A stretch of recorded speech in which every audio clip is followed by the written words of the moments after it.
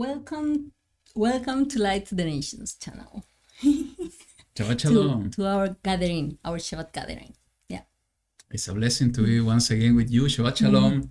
We hope that you have been enjoying your Shabbat today, that you are resting after the week of working and responsibilities and you name it. And it's always so good to be in Shabbat, you know. I'm enjoying Shabbat. We're sleeping more, trying to disconnect ourselves from the weekly responsibilities, trying to have some rest after the stressful week. Yeah. So Shabbat is so beautiful and we need to enjoy it. And what a way to enjoy it by being here with you, as we always do every week, just to continue the study of the word of YaHuWaH in this amazing book of Melachim Aleph, the book of Kings. And, so far we have been, finding so interesting insights. Though we know these stories by heart, I think it's always good to revisit the scripture and just to let the Ruach to expand more our understanding of how to connect the dots in the different places of the scripture, just to see more of the truth of YaHuWaH. So once again, we really hope that you have been enjoying your Shabbat, and we also hope that these studies are blessing you. We decided to do this cycle differently from previous years, just to go beyond Torah and to see how to put in practice what we have learned so far in Torah, taking a look and having a look on the other portions in the other places of the scripture. And how the story is repeated during during the time, and we can see a lot of connection from those times to our days right now. So I think that's an important point, especially, the portion we will study today from chapter 13 and chapter 14 that we have a title, The Abominations of the Nations. And you will see why we title like that. Is I think it's a kind of foreshadow, right? Yeah. Of many things that is totally applicable to us. And thank you, Jimmy and Maria Isabel. Yes, we are a little bit sleepy. In the reality, I'm kind of tired. But with the cough, we are energized somehow to do this portion. I have to tell you, there is nothing more important in order to refresh ourselves and to get, let's call it, energized, is than having Shabbat. And second is to feel the Ruach inside us. Just to feel this touch of the presence of our Elohim is something that changes you completely. You know this, but I was preparing everything this morning, and I had to close the door because I was so touched when I was listening to some music, and it changed my mood completely. And maybe that part you notice, that my mood changed completely. And that's, it's like with the extra energy today. Yes, when you get this closeness and this touch, special touch from the presence of YaHuWaH within you, is something that changed you completely. And that's why it's so important that I think we were talking in the past about this, about the emails that you were exchanging with a relative. I'm not going to say who. Is that we can know YaHuWaH by pure knowledge.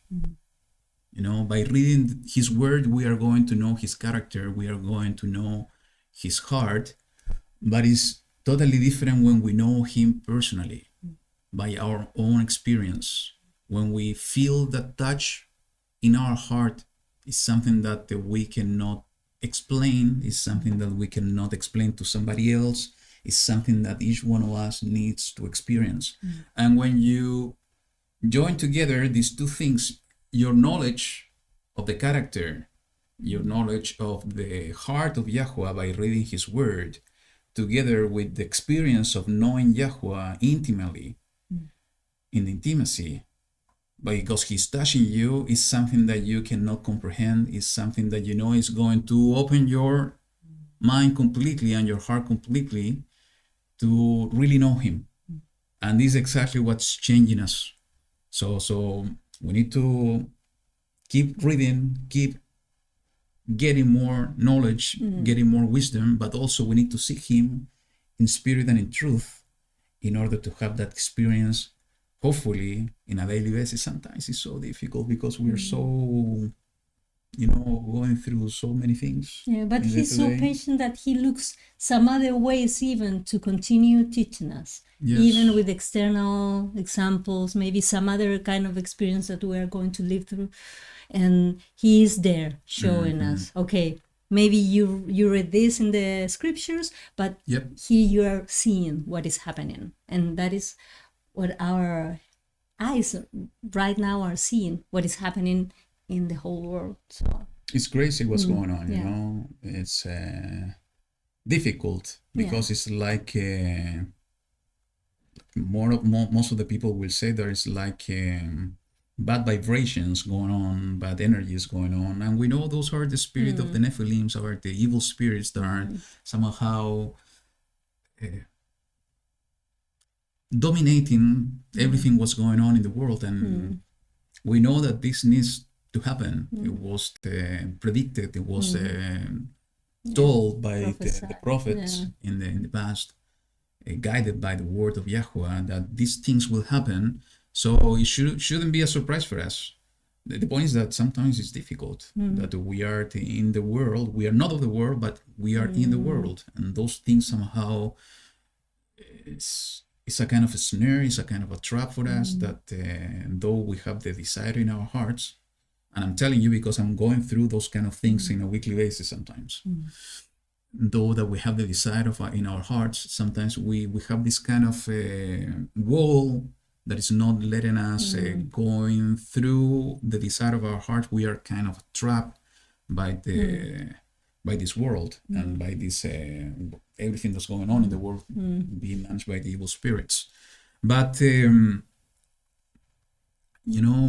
when my mood changed this morning, I was thinking on it's not that far away from the reality that people are saying that this is bad vibrations, because vibration is frequency. It's energy. It's energy. And what is energy? It's something that we feel but we don't see. How we call this according to scripture? This is the spirit, this is the YaHuWaH. Yeah. It's life that we are not able to see, but we are able to feel. Yeah. So everything is, frequency. You can see it in colors. It's present in colors. It's present in light. It's present in the sound. And music, is a perfect example for that. And it's like when you are tuning in an instrument, you can, I can be playing my guitar, and I'm not going to play my guitar today. just saying. But if I'm playing my guitar and you are playing another guitar, and if they are different tunes, it's gonna sound horrible. Yeah. It's everything related to the harmonics and so on. And maybe Barry, he's not listening now, but he will listen later. He's a musician, so he will know what I'm talking about. The harmonic is basically the same tune vibrating at the same frequency. So we are like that. It's exactly when we are able to, our frequencies tuning in to the frequency of the Ruach of Elohim, is when our heart is being broken up. And basically is when we are able to feel his presence and we surrounded by him. And this is exactly, though that we have this evil spirit all over the places, we need to find that special moment, though it's difficult sometimes. We need to close the door. We have this time of intimacy with YaHuWaH. And for all of us, it's working differently, most probably. You will find the way that he's going to tune you as an instrument in order to vibrate to his frequency. And it's when you are going to be able to feel this, and we have been talking about this, is like this feeling that that you are in one place, but you are not able to feel the place. It's like you are floating. It's like you are surrounded, but surrounded by him. And in that moment is when anything or nothing else really matters. It's just you and him. So that secret place is so important. You know, I have to tell you, I'm gonna share another experience. The other way, I woke up at what time I told you? 4:30. Yeah, something like that. Yeah, it was before 5. Yes, I had a really difficult day the day before. You know, I woke up with the thoughts of my job in my head. I woke up, I tried to pray. I couldn't pray. You know, I was with my eyes closed. You know, 45 minutes just passed like this, trying to pray, but you know, these thoughts going on. You know, I try again for almost 1 hour more, couldn't do it. Going on. So, you know, this spiritual battle is happening, and it's so strong that even though, in this case, this experience that I'm telling you, You were trying. I was trying and I couldn't do it. That doesn't mean that we are going to get trapped on that experience and we are not going to continue trying until we are able, by the Ruach of Elohim, to defeat this kind of spirits and to get in that intimacy with YaHuWaH in order to be refreshed, in order to be empowered once again. So if you're going through similar situations, it could be anything. You need to know and you need to remember is that maybe some battles we are not able to win it.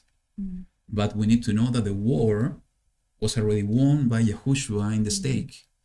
So he gave his life in order to win the war, and the war was already won from the very beginning. So even though that sometimes we are weak and we are not able to win a specific battle in our mind and in our hearts, if we seek and we continue seeking YaHuWaH, and we allow the presence of YaHuWaH to fill us, and we are able to humble ourselves, to surrender ourselves, we are going to allow him to tune us in order to be empowered and refreshed by his Ruach. And the next one, we are going to win it for sure, because we have one that is powerful, is the owner of everything that is with us. The only thing is that we need to be with him. We need to get closer to him. That's right. Right? Yeah. What do you think? You know? I'm speaking too much, actually. I was thinking about all the people who enjoy music here. Yeah. Really? Yeah. Yeah, I know a lot of sisters and brothers, and they enjoy music.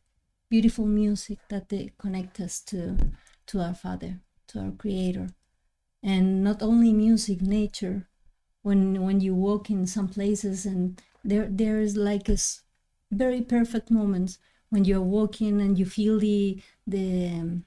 the fresh air on your face, and I don't know, you see the color. That it's something that is different. And I think that are special moments that Abba gave you, just to know that you are part of that creation, that you are fit perfectly on that beautiful creation that he's going to renew one day. And that's it. Very good. So let's see who is with us here. You know, I see 32 of you connected. Yeah, Sister Payne, I know that Sister Payne enjoy music. I think that Really? she's also a musician. I don't know why. But, Good. yeah. And actually, I see she was the second one commenting here in the chat. First was Stephen So, from Shabbat Shalom. Kenya. It's Yeah. so a blessing to have you here. Yeah. You know, Yeah. just to have the chance to have a believer that is so far away from us is such a blessing and bring joy to our heart. So Sister Payne, we see Gary Daniels, that I hope that she's feeling better. Yeah. Yes, Camila, I see Will as well. Yeah. Jimmy and Maria Isabel. We see Jeremy too. Who else is here? We see Steve from Louisiana. Good. Who else is the DDK? Yeah. We see the Watai, Michael. WLDND 22. Yeah. Okay. Who else we have here? We have Tammy, Yaya Q. Yeah. Yes. And let's see, we're missing saw your somebody. mama. Yeah. Yes.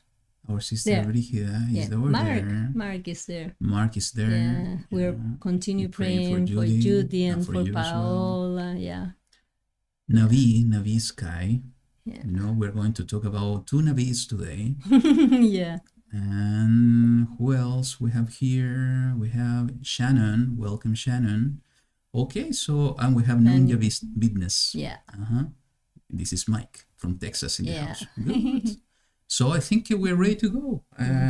We have 2 chapters, as I said. It's the Abomination of the Nations, what we called it. It's the continuation of, the split of the 2 kingdoms. Yeah. And 10 tribes under the leadership of Jeroboam, and 2 tribes under the leadership of Rehoboam, is the son of Shlomo. And we'll continue seeing what is going on, and keep in mind everything that we are going to read is somehow kind of a foreshadow of things to come. So we need to know. We are gonna share what is in our heart. But as I always tell you, is that if you have something to share, please go ahead, share your comments and your insights in the chat. Here we are in order to grow together in the knowledge of the truth of the word. So the Ruach will put something in your heart. Go ahead and share in the chat. And I see Pam also with us here. And I see... Say A. Yes, welcome. And most probably there are many of you that are not participating in the chat. But thank you so much for joining us here. It's a blessing. Even though that we don't see you in the chat, it's a blessing to know that you are here with us. And for those of you that are not here live and you are taking a look this later, it's also a blessing that you are able to be with us in your ruach, in your spirit, and somehow you are allowing us to be with you, to share what YaHuWaH is putting in our hearts. So let's move on, and I have this song to share with you, and after that we will begin with the study. So here we go.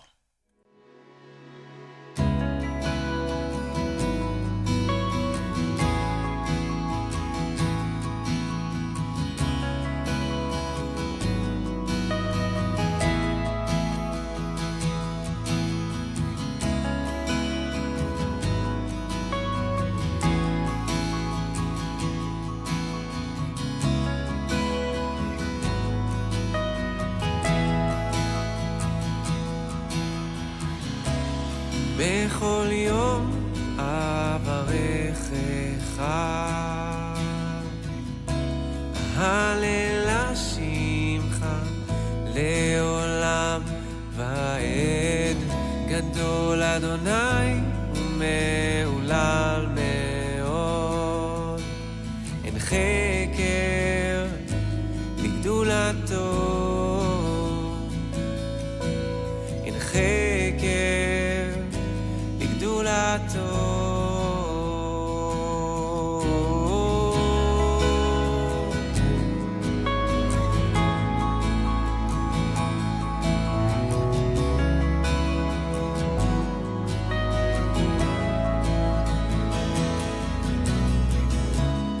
בכל יום אברכך,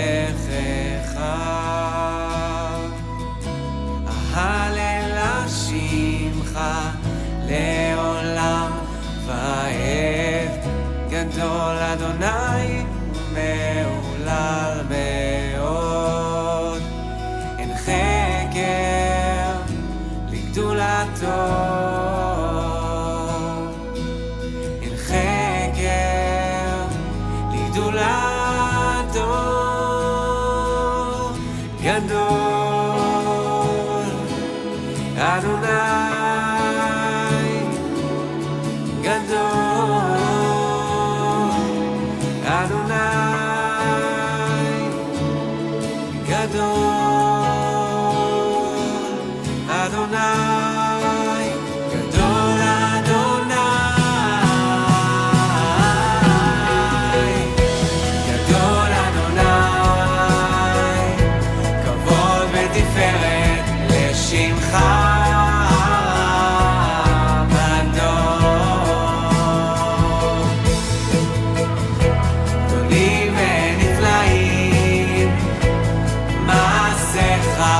אדוני אלוהי צבאות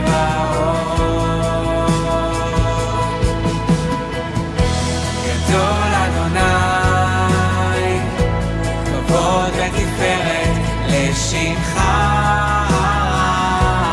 בדור. גדולים ונפלאים מעשיך, אדוני אלוהי צבאות.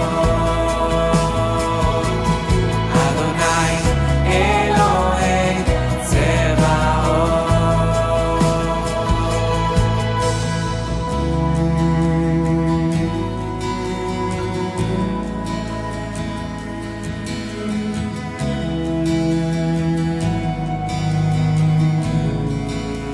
בכל יום אברך אותך,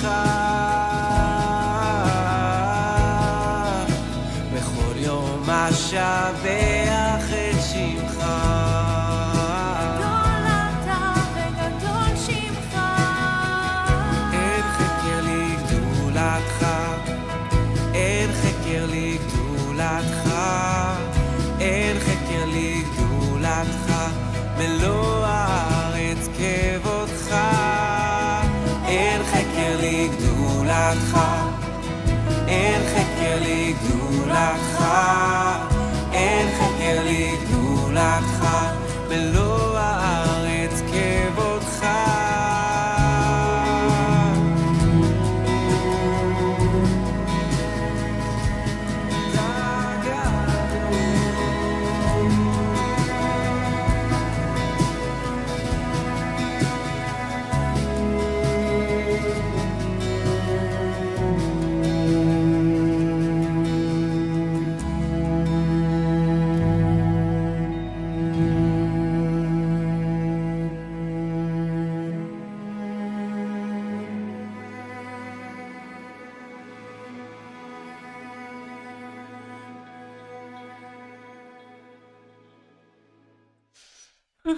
So I will invite you to close your eyes and let's pray together.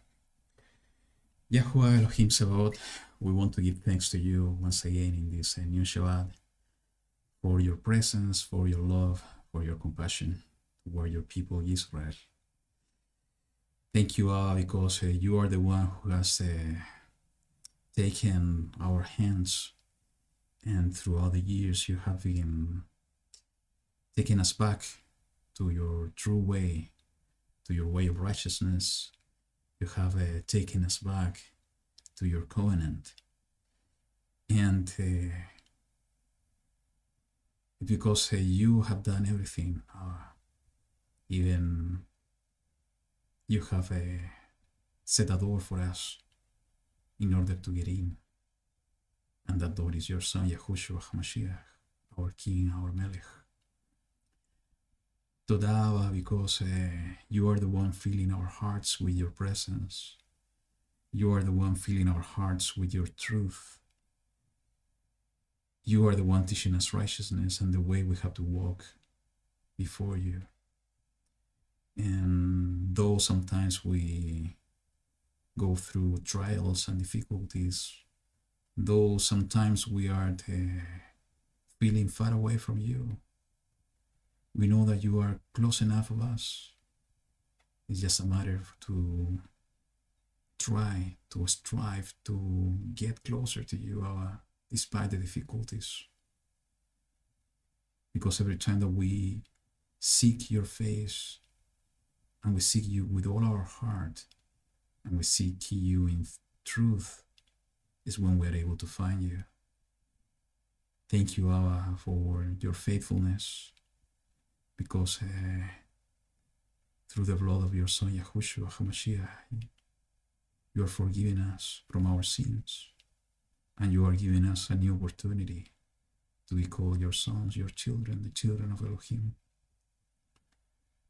In this moment, we want to tell you once again that we want to serve you with all the strength of our beings.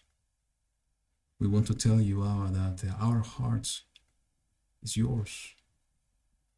And we want to tell you once again that we belong to you, that we are your creation, that we are your people. And we want to surrender our heart to you, and asking, that you can create a new heart in us. You can give us a new spirit within us in order to serve you as you expect us to serve you, in order to fulfill the purpose you have put for us in our hearts. There is no doubt that we are living in the last days, and we see darkness increasing all around us. In this moment, is when we need to cling to you the most. Is when we need to hold fast from your hand and to follow the step of your Son, YaHuWaH HaMashiach, who is leading us in the way we have to walk. Sometimes it's not easy, and your Son knows, because he had the same experience in this body than us. But in the same way that he was able to endure till the end, despite the difficulties, despite the persecution, despite anything, he endured until the end.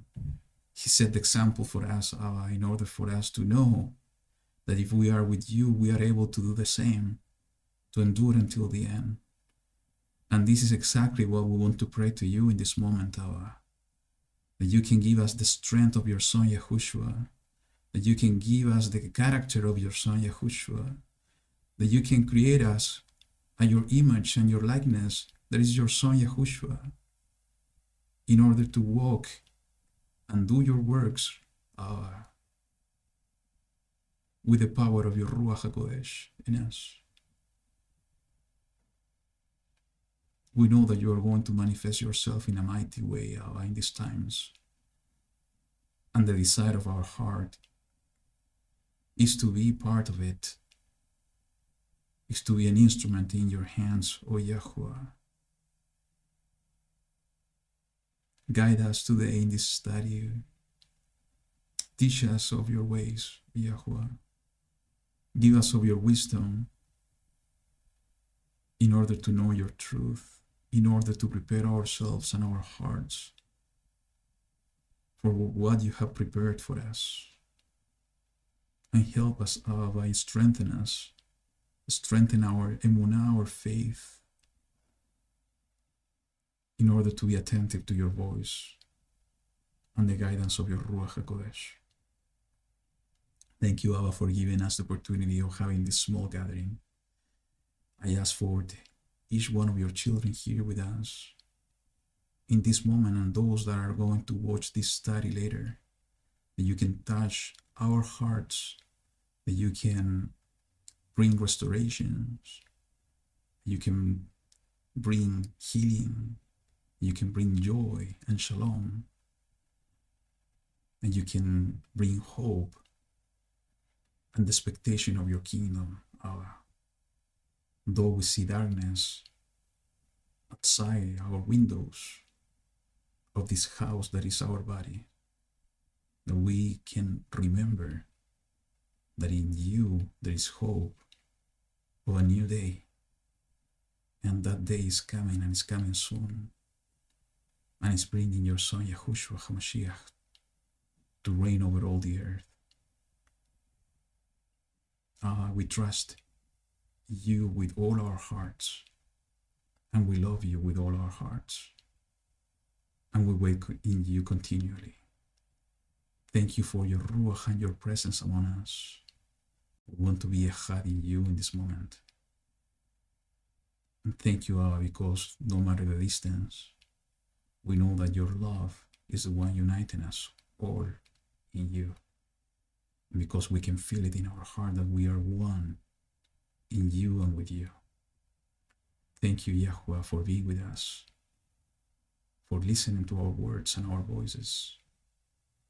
We lift up our voices to you as an ascending offering in this Shabbat, and we do it with all our hearts to you, being thankful to you, for everything you do for us.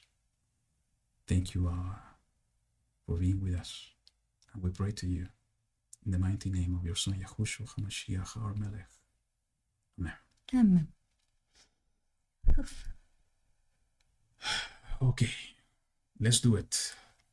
So let's go to the book of First King, chapter 13. Yeah. And I think I'm going to begin today. Yeah. You're going Okay, it's my time. Mhm. So I think I'm going to read it completely, and then we're going to go back and comment on the points. Let's see how it goes. Okay. So it says, starting in the verse 1, and see, a man of Elohim went from Yehuda to Bethel by the word of YaHuWaH, while Jeroboam was standing by the slaughter place to burn incense. And he cried out against the slaughter place by the word of YaHuWaH and said, O slaughter place, thus said YaHuWaH, see, a son is to be born to the house of David. Yoshiyahu is his name. And on you he shall slaughter the priests of the high places, who burn incense on you, and men's bones be burned on you. And he gave a sign the same day, saying, This is the sign which YaHuWaH has spoken. See, the slaughter place is split apart, and the ashes on it is poured out. And it came to be, when sovereign Jeroboam heard the saying of the man of Elohim, who cried out against the slaughter place in Bethel, that he stretched out his hand from the slaughter place, saying, Seize him. Then his hand, which he stretched out toward him, dried up, so that he was unable to bring it back to him. And the slaughter place was split apart, and the ashes poured out from the slaughter place, according to the sign which the man of Elohim had given by the word of YaHuWaH. And the sovereign answered and said to the man of Elohim, Please appease the face of YaHuWaH your Elohim and pray for me, that my hand might be restored to me. And the man of Elohim appeased the face of YaHuWaH, and the sovereign's hand was restored to him, and became as it was before. Then the sovereign then said to the man of Elohim, Come home with me and refresh yourself, and I give you a gift. But the man of Elohim said to the sovereign, If you were to give me half your house, I do not go in with you, nor do I eat bread, nor drink water in this place. For so he commanded me by the word of YaHuWaH, saying, Do not eat bread, nor drink water, nor return by the same way you came. So he went another way, and did not return by the way he came to Bethel. Let's keep it until there, and maybe we can continue later. So what's your thoughts on this part of the portion? It caught my attention at the beginning when it was saying that that he was crying again the slaughter place, but then it was saying that see, a son is to be born to the house of David. Yoshiyahu is his name. I don't know why, but I could see like a kind of a resemblance or reflection. It's similar. To Yahushua. So this is happening. We are having maybe the whole earth corrupted, and a lot of sacrifices and abomination are being done, maybe thinking that are on the name of YaHuWaH, but they are just abominations. But YaHuWaH is, well, already did. He sent his son. He put the Savior there. He was always trying to rescue our deeds and our bad ways to be, I don't know, in the good path, to return to him. So it's really nice to see that it was not only, it was with the prophet, always calling us, return from your ways. And then in this case, he was talking to the king of that moment. So, and when this person didn't want to hear, and he was even, I don't know, he was willing to ask him to be apprehended. And that moment that his hand was dried up, was like, I don't know, for me, it was like the other side, the enemy, like trying to stop all the work that is being done by the Mashiach and his people, his Ruach, and what is going to happen with the enemy at the end. So that maybe he's going to to be born. So somehow a kind of reflection. That's interesting. You know, we will see the story of YaHuWaH later on in this portions. Actually, I think it's coming in Second Kings, if I'm not wrong. But you know what? While I was listening to you, what came to my heart is that you remember when we were talking. I think it was in the first portion of First King. Is that we see in the life of David and in the life of Shlomo, foreshadow of Mashiach. You know, I don't remember exactly what came to my heart in that portion, but was somehow a foreshadow of the two comings of Mashiach, the shedding of blood, and then the restoration and bringing shalom. One in the life of David, the other one in the life of Shlomo. When you mentioned YaHuWaH, what came to my heart is that maybe it's also it's a kind of foreshadow of Mashiach. In this case, also the first and the second coming is that in the first coming, Mashiach, Yahushua, began to build a temple. And we know that the temple is being built, and we are part of the stones of the temple.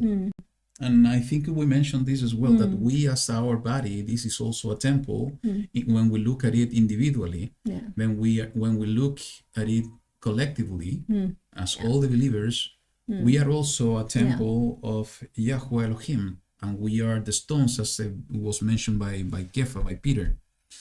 So maybe in his first coming, he came in order to begin the building of the temple, seeing Shlomo.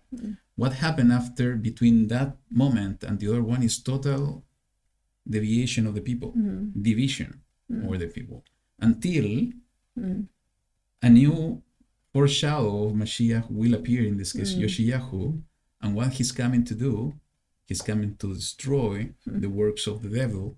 He's coming to restore everything and to remove sin and darkness. And this is exactly what Yahushua will do in his second coming. Go ahead.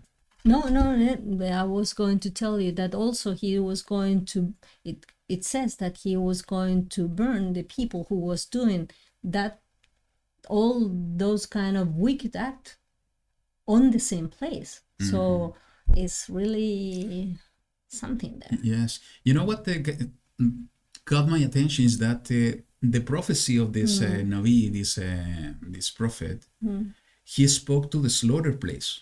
Yeah. He didn't speak to the king. He spoke to the rocks. Could it be that maybe something there? I don't know. I'm just caught my attention. I don't have an answer for that. Because everything that is here. It says, "Oh, slaughter place, slaughter place." That said YaHuWaH. See, a son is to be born in the house of David. Yoshiyahu is his name, and on you he shall slaughter the priests of the high places who burnt incense on you, and men's bones be burnt on you. I remember the story, and we will see it later. But he removed all those priests. And he was not presenting offerings in the altar, because it was an altar prepared for the offerings to demons. He was desecrating those altars somehow by putting the bones, or burning the bones of men over there. All of that is written in the story of Yoshiyahu, and how he removed all idolatry from the land. But it's interesting that he's speaking to the slaughter place, and even the sign is being spoken to the slaughter place. The slaughter place is split apart, and the ashes on it is poured out. I think there's something more in that. He's like he's talking to us, like to the individuals that maybe are being part of that slaughter place. So, what kind of slaughter place we are part of? We're going to be a part of a slaughter place that is dedicated and is for our YaHuWaH, or is the fake one? Because this is a copy. Yes. This is a copy that king wanted to have created in one place. Absolutely. Because he was trying to stop people to go into the other place. So what we are doing, that we are going to continue in our own ways, or we are going to go into YaHuWaH's path. You see what Yaya mentioned in the chat is really interesting because she said Moshe was as well told to speak to the rock. Yeah. Speaking to the rock. Yeah. So, and actually, I think I saw in the chat earlier is that even Yahushua was speaking about that he's going to be able to bring some children of Abraham out of the stones. So I'm just paraphrasing the passage, but somehow this is what he said. So maybe there's something a more profound meaning on this, and just looking at it in the basic point, from a basic point of view, is that even creation, even the rocks, bring testimony of YaHuWaH Elohim. If they're able to bring signs by the rock being split, it's the same thing that happened, coming back to Yaya, with the rock of Horeb, when the rock was split. Yeah. It was a kind of a sign from YaHuWaH. So creation somehow acknowledged the power and sovereignty of YaHuWaH Elohim. And also it's interesting that the sovereign, it was kind of like Pharaoh. When he was being attacked in his own body, he was requesting maybe some help. So he was requesting the prophet, please appease the face of YaHuWaH, your Elohim. He was not recognizing YaHuWaH as his Elohim. Yeah. So, and he asked this prophet, please pray for me so my hand can be restored. And his hand was restored. Yes. But this was not enough. So sometimes maybe we are even seeing miracles, maybe how we are going to see that kind of actions in our life. Are we going to be like that sovereign, or we are going to think about how is the compassion of YaHuWaH, that he was looking at that moment in our heart, that we were feeling humble. So we're going to know. So here there are the few things that I think I mentioned last week when we were talking about the word of YaHuWaH, that is our food. Yeah. And if you remember, I said that there are two types of word of YaHuWaH. One is the written, and the other one is the spoken. Yeah. And here we see a clear example of the spoken one being used by the prophet. So when we talk about, reading the scripture is something so important because, as I was mentioning in the beginning, is how we are the understanding and knowing the character and the truth of YaHuWaH. But he's a living Elohim. And we see here the example that being a living Elohim, he's bringing his word to one of his servants in order to bring a prophecy. And today, it's not different. He can do exactly the same through us, his servants, his children, in these times. And we were laughing a little bit in the next chapter about the story. And we'll read it in a moment.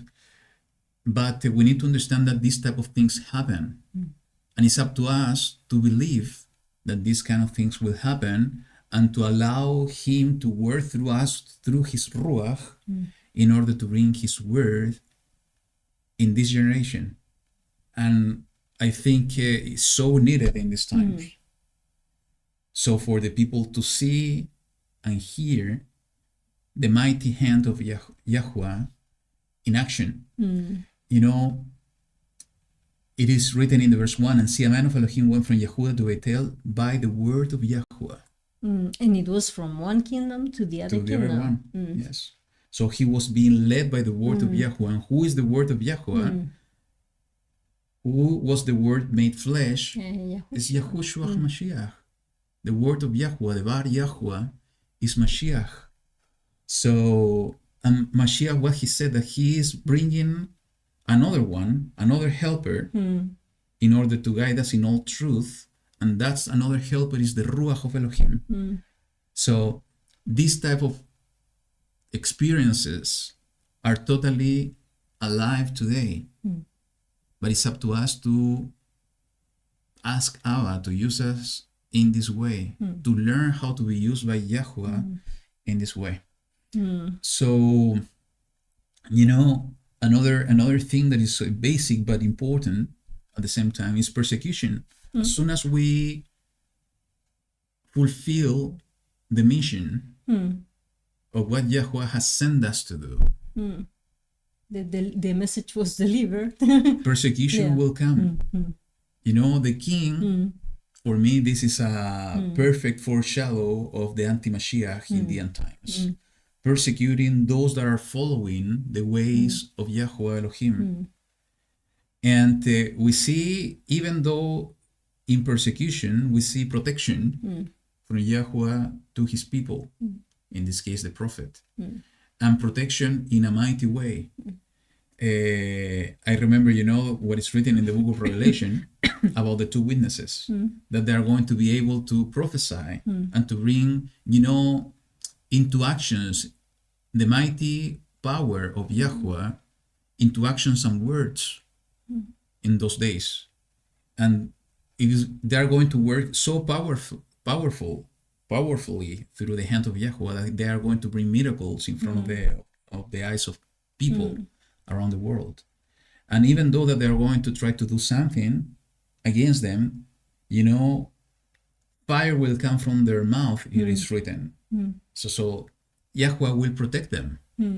So if we are fulfilling the mission and the purpose from the heart of YaHuWaH for us, he is going to protect us. But that doesn't mean that we are not going to suffer persecution. Persecution will come anyways. Okay? So...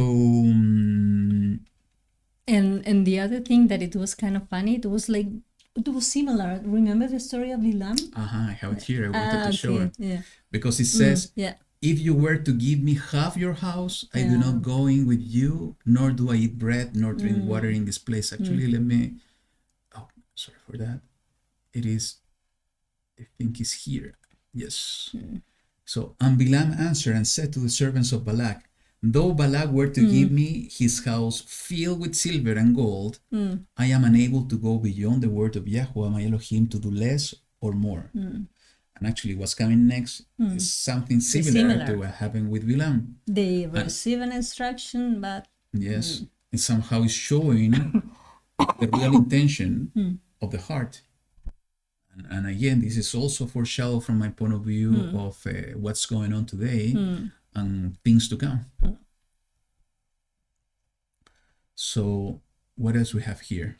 So come home with me and refresh yourself and I give you a gift. If you were to give half of your house, I do not go in with you, nor do I eat bread, nor drink water in this place. For so he commanded me by the word of YaHuWaH. You see the differentiation here? He commanded me by the word of YaHuWaH. It's like talking about two different things. Yeah. The one that gave the commandment and the word of YaHuWaH. The commandment being given by this being through this one. So I think it's a beautiful picture in the way that Yahushua is working, being a had with Abba.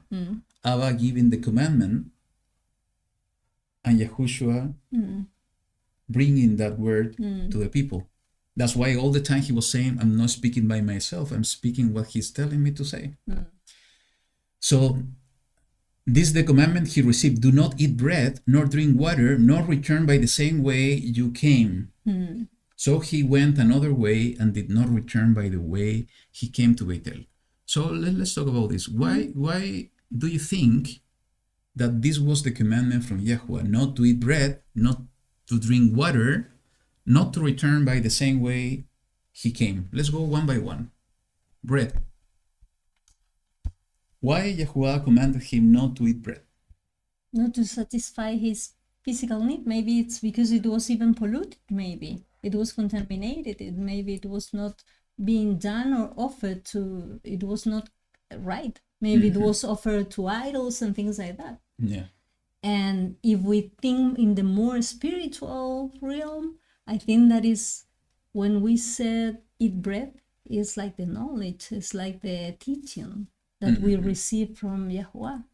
Yeah. So Actually, if you remember the story of Daniel, they were abstaining themselves to eating of the delicacies of the king of Babylon. And they were, eating just vegetables. Yeah. So I think somehow is what you're saying is just to keep yourself apart from food that maybe has been dedicated to idols. Is to keep set apartness.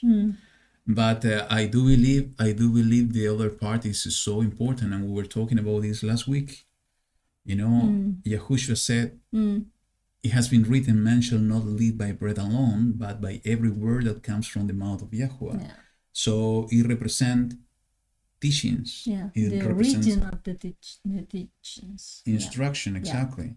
When he was talking with the disciples about the Pharisees, about leaven, he was referring to the instruction and the teachings. When he was with the woman of the well, the disciples went to buy food, and when they came back, he said, I already ate. And he was referring because he was filled by the Ruach of Elohim, because he was fulfilling his mission in that place, in that town. So it could represent, in this case, instructions, truth, the word. So not to get contaminated by what was going on in Bethel, because they were going totally astray, worshiping idols and things like that. What Yaroam did, you remember we were saying last week, is kind of the second part of the golden calf, of even bigger than that, because he set up huge golden calf, 2 of them in different places, and he was appointing priests from different type of people. So, and actually later on we will see that the sin of Yaroam was so huge that was the beginning of the destruction of the 10 tribes. Yeah. And also about when you're feeding, when you're eating food, usually you do that with company, with some other people. And what happened there? When you do that, usually you begin to talk. And maybe, I'm not saying that that's the reason, but maybe it's also when you start sharing some thoughts about life, about maybe beliefs and things like that. And maybe in some cases, if in that place it was only abomination, what kind of chatting they would have having? Maybe not something that is not pleasing to YaHuWaH. It will enter through the ears and go to the heart. Yeah. So at the end, you are also opening a space, maybe also through conversations and things like that, to be polluted. Absolutely. So that's the part of the bread. What about the water? The water, not drink water. Well, once it could be, physically, it could be exactly the same that we were talking. But when we talk about spiritually, how to apply to our lives today. But when you make a comparison between the food and the water, a person can live without breath. But without water, you have like 1 week, I don't remember the time, but you can die dehydrated because you don't have the fluids that you need. The body can make long fast. Well, not all the body is the same, but it's more bearable for the body to have a fast food, but not of water. It's like a plant. I was talking the other day, or years ago, with somebody who was in charge of planting trees, like lemon and oranges trees, and he was telling me, it doesn't even matter the kind of soil you have. You only need the sun and the water, and that's it. For some kind of trees. So I think that the water is something vital, even more important even.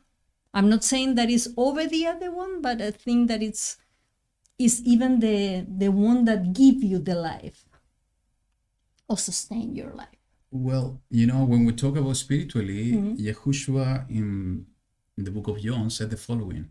And on the last day, the great day of the festival, Yahushua stood and cried out, saying, if anyone thirsts, let him come to me, and let him who believes in me drink. So, not to drink, in this case, what he was referring to on drinking Let's continue. As the scripture said, out of his innermost shall flow rivers of living water. And this he said concerning the Ruach, which those believing in him were about to receive. For the Ruach HaKodesh was not yet given, because YaHuWaH was not yet steamed. So water, in this case, could be a representation of the Spirit. Not taking bread, not eating bread, is not to fill ourselves with the wrong instructions, with the wrong teachings. Not drinking water, and let's keep the scenario that they were totally in sin now. They were totally astray from the true path of YaHuWaH. They were serving idols, being led by Jeroboam. So they were totally in confusion, in darkness. So they were going to eat contaminated teachings and instruction. So that's why do not eat bread there. Do not drink water. Do not follow their spirits. Yeah. Don't drink of their spirits. And this is so true in these times. They're so, it's unbelievable what's going on. They are so, especially, with the technology, you have access to knowledge, at the touch of your finger, in your cell phones or in your computers, whatever it is. So you can start eating instructions and getting spirits into you. So this is exactly what YaHuWaH is saying, that we should not get contaminated by those places where we are. And this is so interesting, because most probably out of this thing is that the Pharisees were persecuting and pushing back on Yahushua so hard. Why he was partaking with sinners, tax collectors, and prostitutes, because he was going to eat with them. And the Pharisees were saying, how come your master is going to go and partake under the roof of these sinners? And Yahushua was going anyways. So most probably they were taking this out of context, something similar to what's going on here. What Yahushua was doing, he was going to the dark places.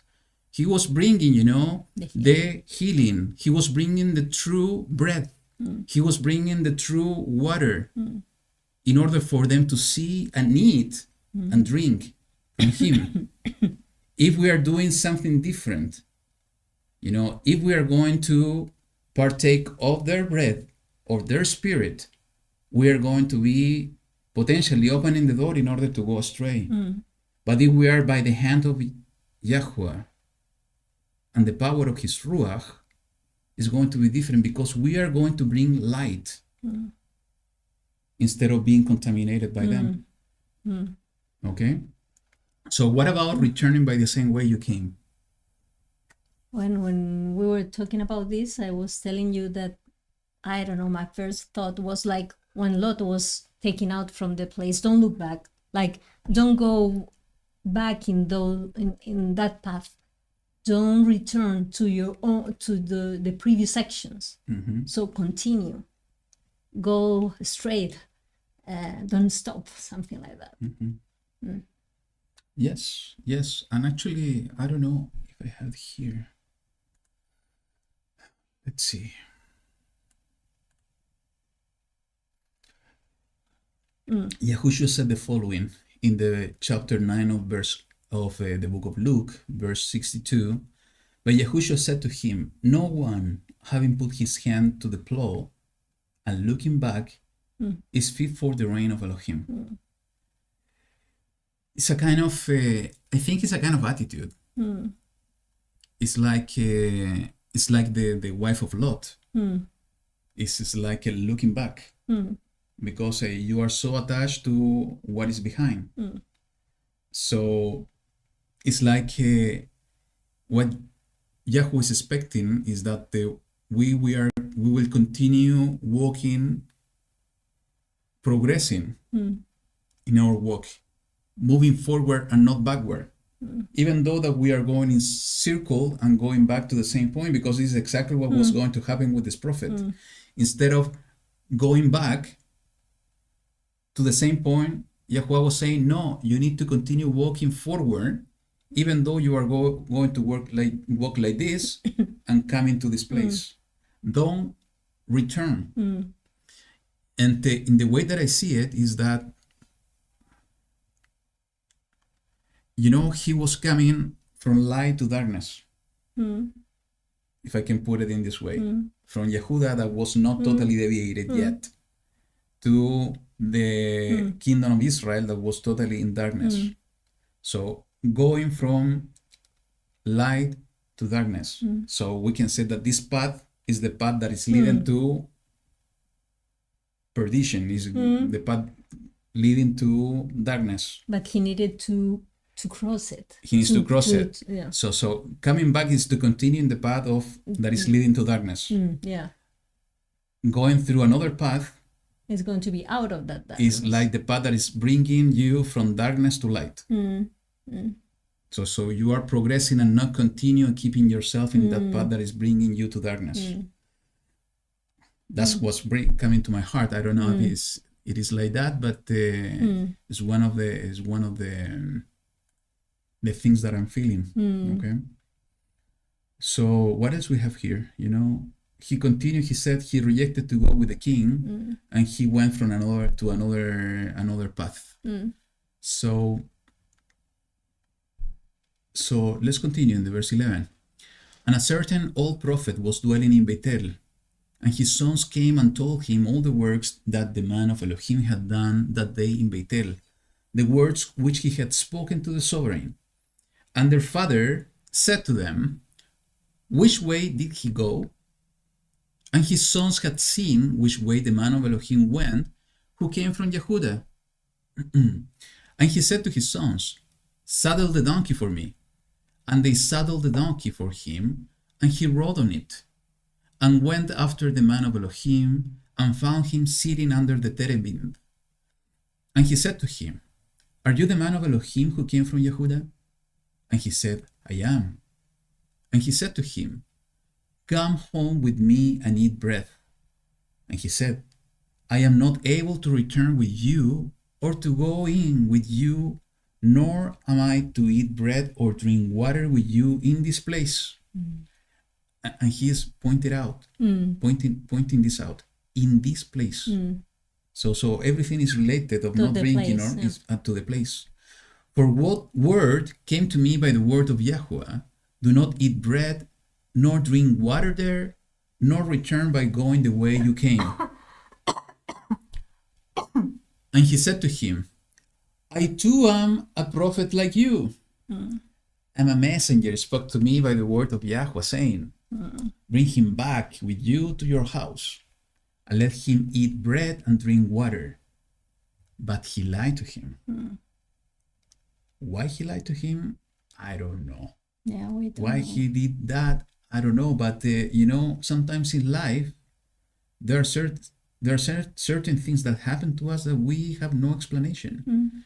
Is the test, is the trial, just to see what is in our hearts, if we're going to endure until the end or not.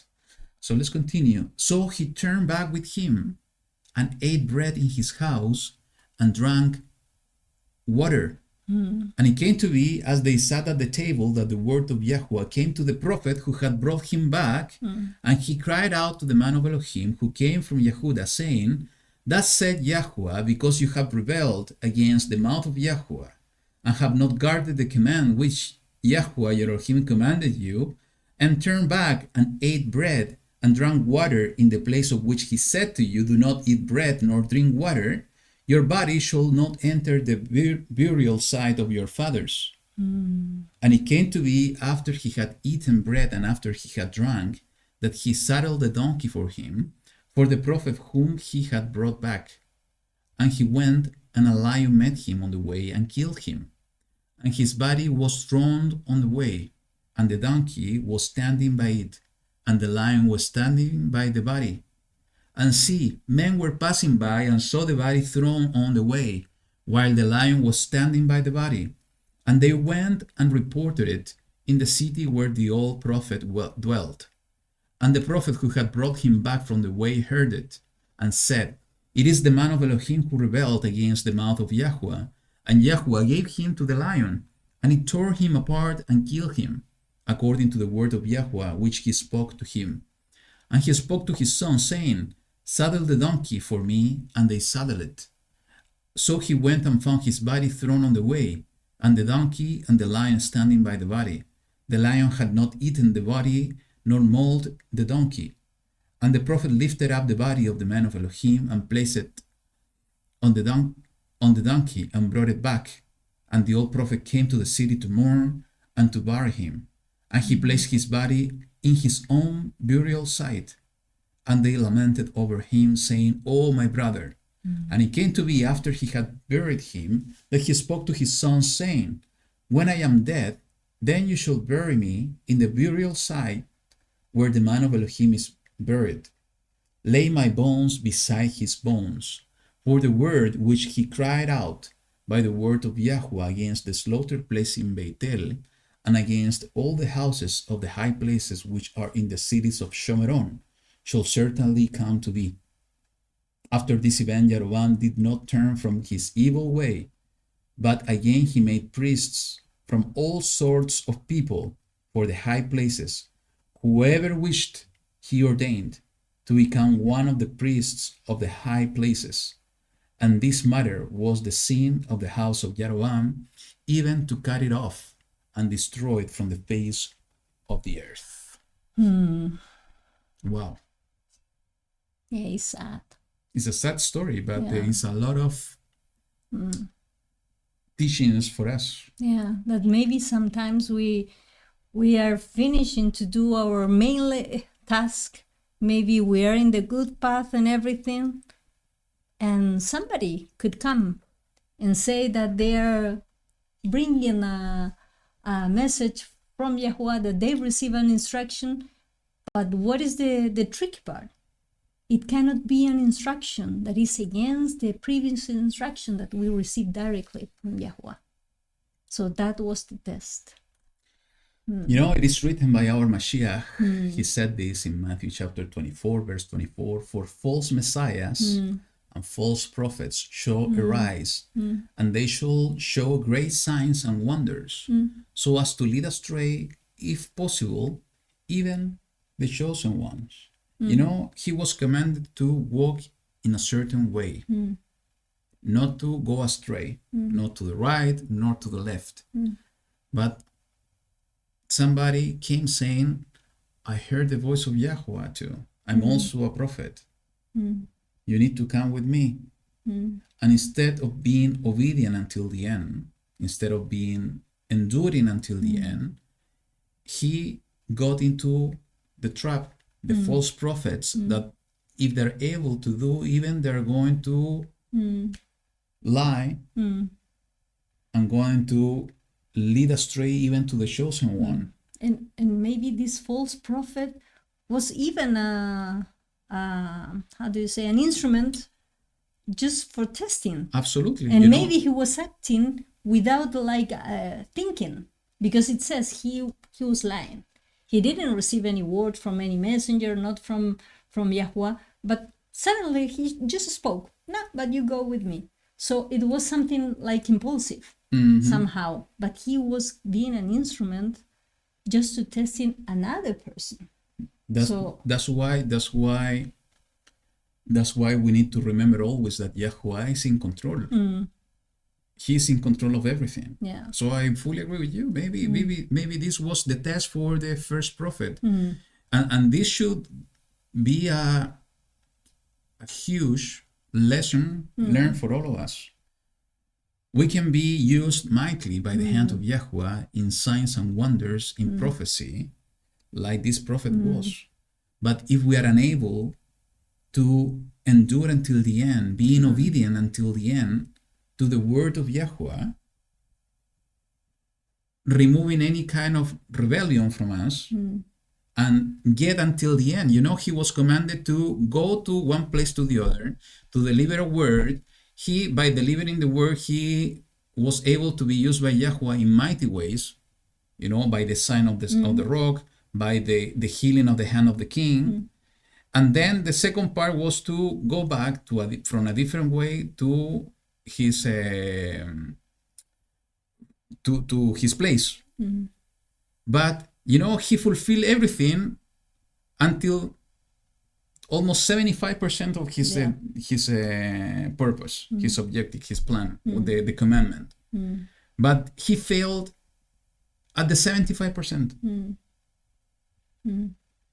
And because he failed at the 75%, he died. So the words of Yahushua are so true that when he said that those that will endure until the end will be saved, is that we cannot get until 90%. We cannot get until 98%. We cannot get or reach until 99%. Because we reach only until 99% of endurance, we are not going to be saved. I have to finish. We need to finish. We need to get to the final point.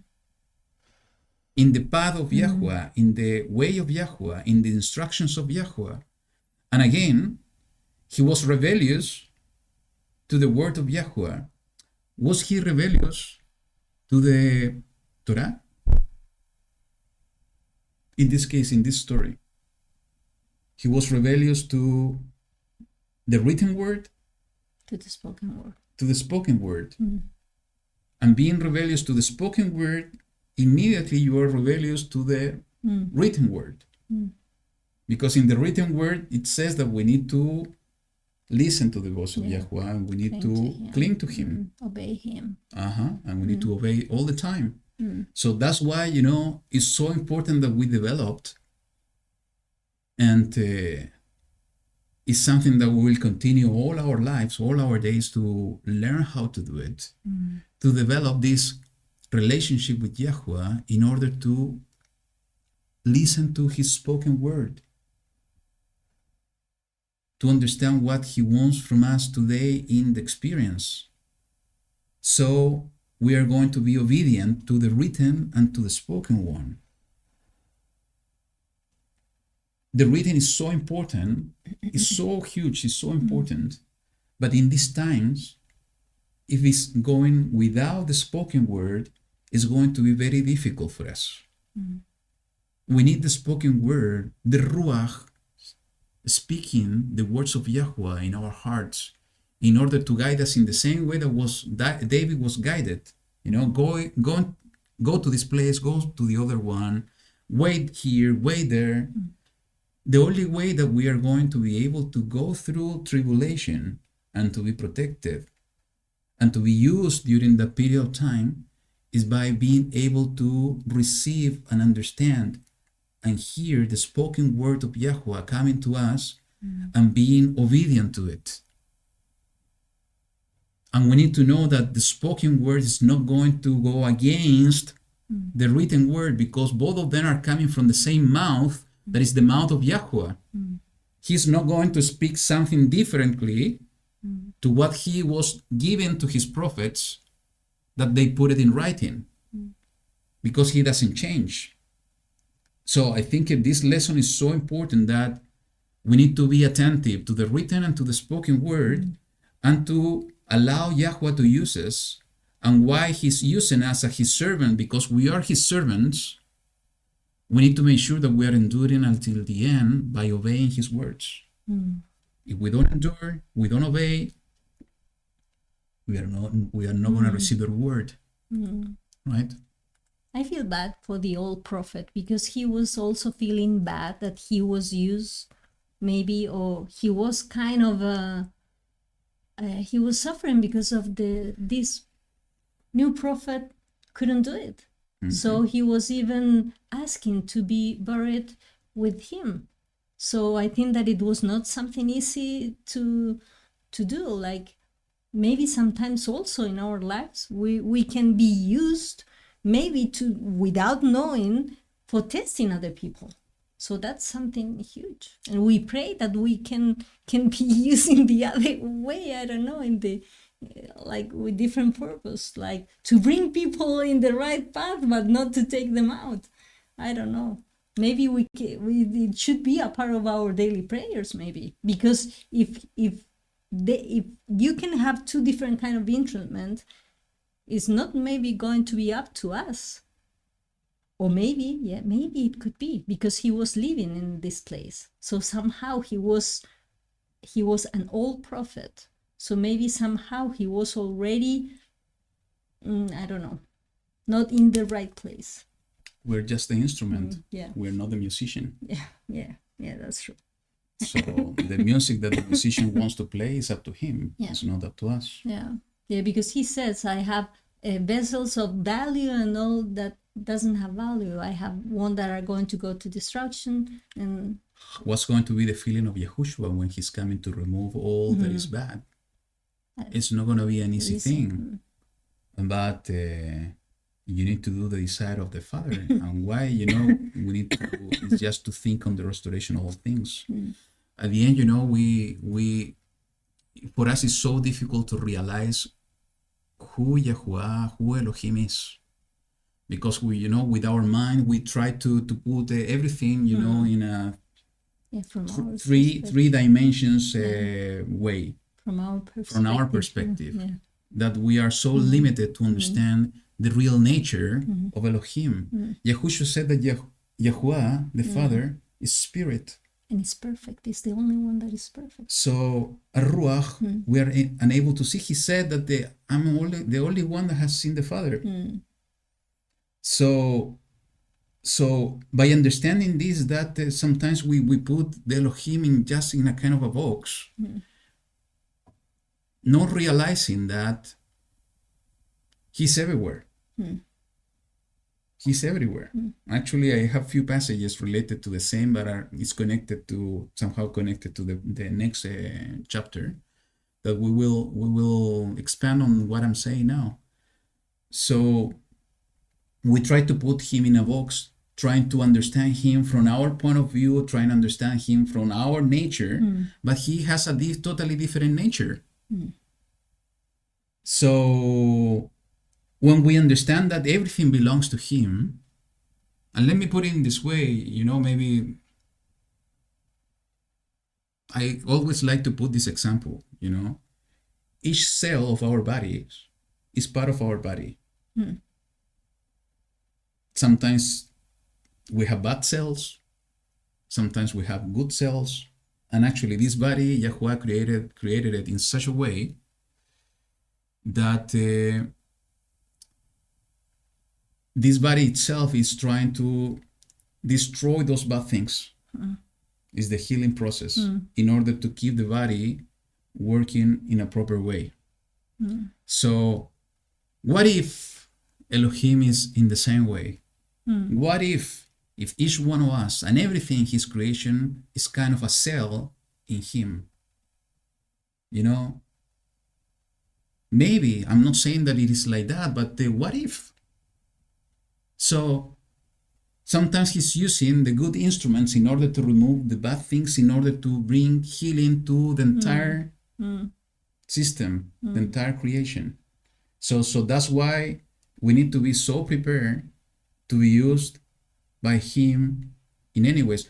What was the situation of David, of Joshua, that they needed to remove the 7 nations? Not easy at all. So, but when we understand that we need to deny ourselves and let him to flow through us and use us, is when we really are his servants. Because we are acknowledging that he is in control of everything, that he is the truth, that he is the owner of wisdom, and we are just instruments.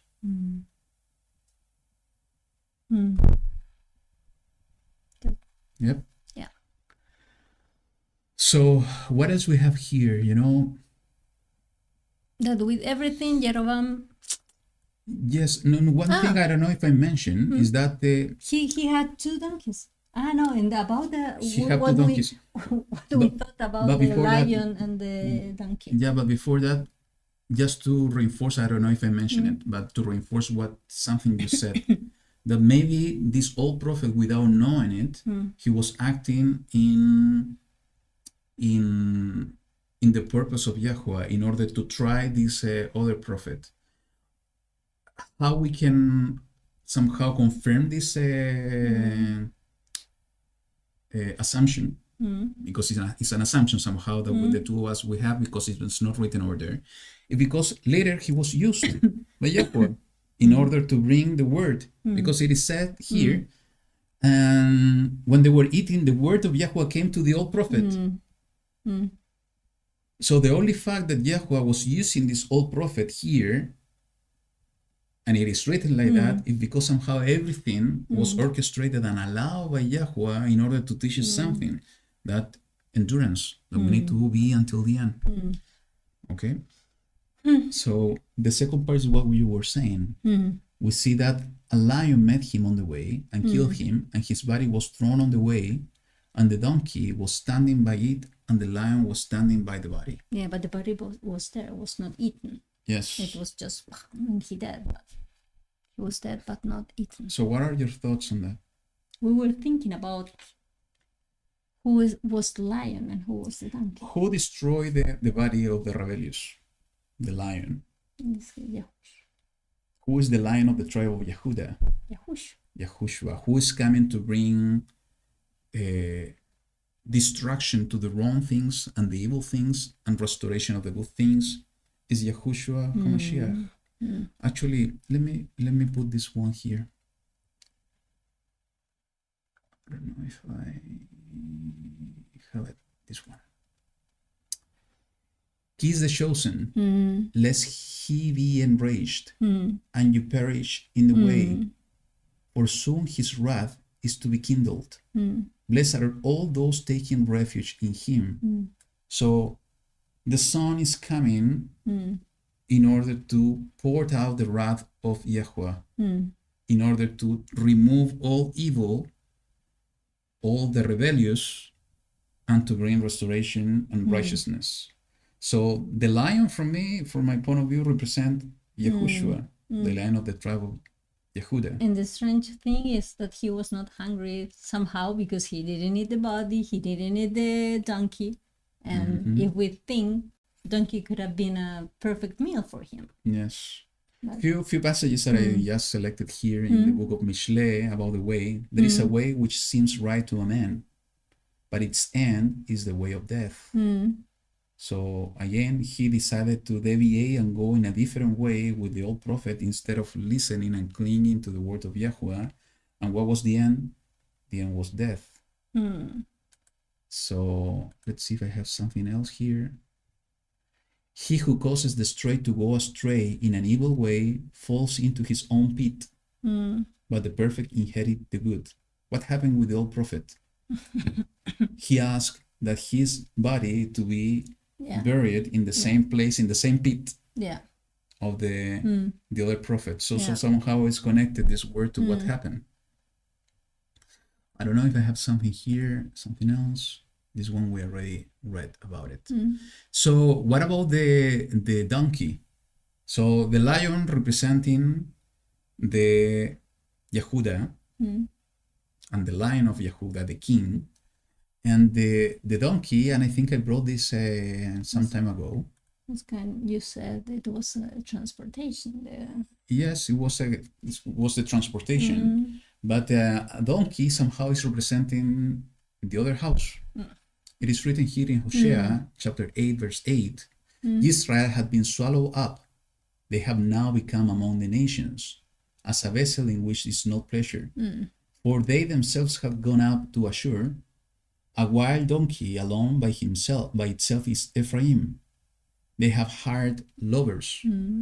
So could it be that, the only fact, going back to the chapter 13 of the book of Kings, is that we see the body death on the way because of rebellion, because of not enduring until the end, with the lion representing Yehuda, and the donkey representing Ephraim, the two houses.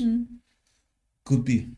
It could be, because it's interesting that we see the two animals over there standing by the body of the prophet, and the fact that it's saying that it's not going to be buried in the burial site of the fathers is like it's going into the dispersion instead of being with your forefathers.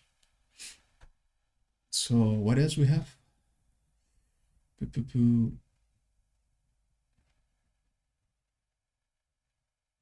So, and the prophet who had brought him back from the way heard it and said, "Is the man of Elohim who rebelled against the mouth of YaHuWaH." You see, again, the spoken word is coming from the mouth of YaHuWaH. And YaHuWaH gave him to the lion, and it tore him apart and killed him, according to the word of YaHuWaH, which he spoke to him. And he went and found his body thrown on the way, lifted up the body of the man of Elohim and placed it on the donkey and brought it back. The old prophet came to the city to mourn and to bury him. You know, just to, before I forget, coming back to the story of Bilam, what happened with Bilam when he deviated himself and he wanted to do what he was in his heart? The messenger of Elohim was standing on the way, you know, with the sword, ready to kill him. And it's interesting that also we see a donkey here. So the messenger of Elohim, the one that he was going to execute judgment, and somehow the donkey trying to save Bilam from, and also it was in a way. So both stories are quite similar. You know? What else? So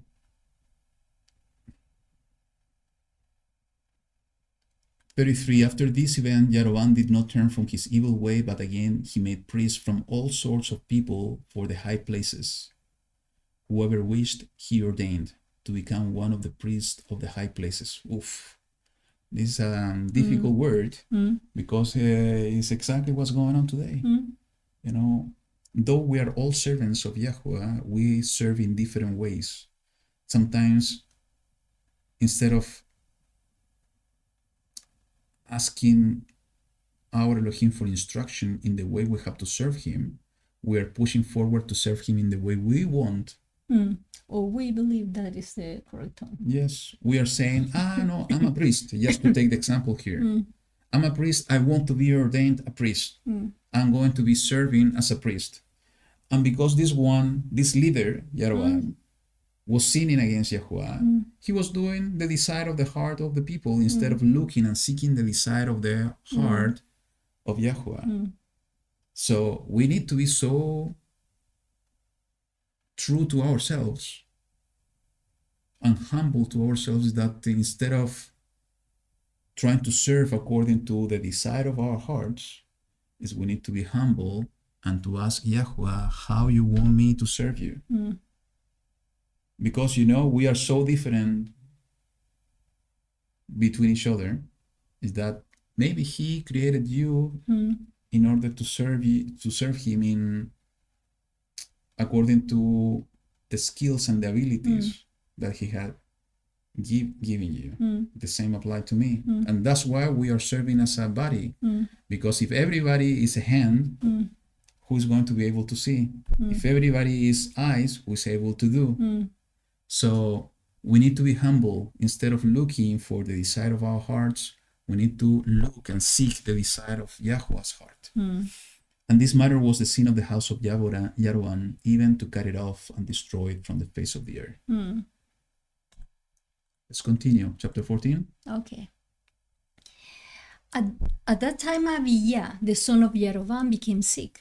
And Jeroboam said to his wife, "Please arise and disguise yourself, so they do not know that you are the wife of Jeroboam, and go to Shiloh. See, Ahijah the prophet is there, who spoke to me of becoming sovereign over these people." He remembered that he was even receiving this promise, but he never thought, he never made the, well, maybe I'm doing something wrong here. But you know, in the way that I see it, and we talked about this last week, he was totally conscious of what he was doing, and he did it because of fear. He feared that the people was going to leave him. So he knew that he was sinning against YaHuWaH, and it was a terrible thing because he was not only sinning himself, he was making the people to sin against YaHuWaH. So it was huge what he was doing. And if you think it was he was doing it, being conscious of what he was doing, it's even more terrible. And in this one, is for me, it's totally clear because he was acknowledging, he remembered the prophet. It's the prophet of YaHuWaH. Yeah. In the previous chapter, he was saying, please appease the face of YaHuWaH. He was acknowledging that YaHuWaH was in control of everything. So for me, this is the perfect picture of a rebellious person. And you shall take with you 10 loaves and cakes and a jar of honey, and go to him. Let him declare to you what becomes of the child. And Jeroboam's wife did so, and rose up and went to Shiloh, and came to the house of Ahijah. But Ahijah was unable to see, for his eyes had set because of his age. And YaHuWaH said to Ahijah, see, the wife of Jeroboam is coming to ask you a word about her son, for he is sick. Speak to her thus and thus, for it shall be when she comes in that she makes herself strange. And it's so funny because at the end, YaHuWaH knows everything. He knew about the son that was sick, everything. He knew that she was coming, sent by him, and that she was disguised. And he was transferring all that knowledge that he has to this man, to this prophet. And actually, in the verse 4, it says, Ahijah was unable to see. Yeah. So he was kind of blind. Yeah. So he was transferring all the real things. So you have all the scenario. I want to be used by YaHuWaH in this way. We should strive and push forward in order to be used by YaHuWaH in this way. In this time is exactly what is needed. That the servants of YaHuWaH are being lifted up. And we are servants of YaHuWaH. In order to bring the word of YaHuWaH in prophecy, in healings, in power, in spirit, but also keeping the truth of the word. Today we see both things totally split apart, like the slaughter place we were talking before. What we need to do, and actually what the YaHuWaH is doing, is what is in my heart for a while already. He's joining both things together in order to bring real restoration of serving him in Ruach and in truth, in the mighty spoken word of YaHuWaH and his mighty hand, but also in the written word in truth. This is what we should push forward. It should be our daily prayer, because this is so needed in these times. And let me show you something, because it's a beautiful passage. Let me see. And I think it's this one. No, it's not this one.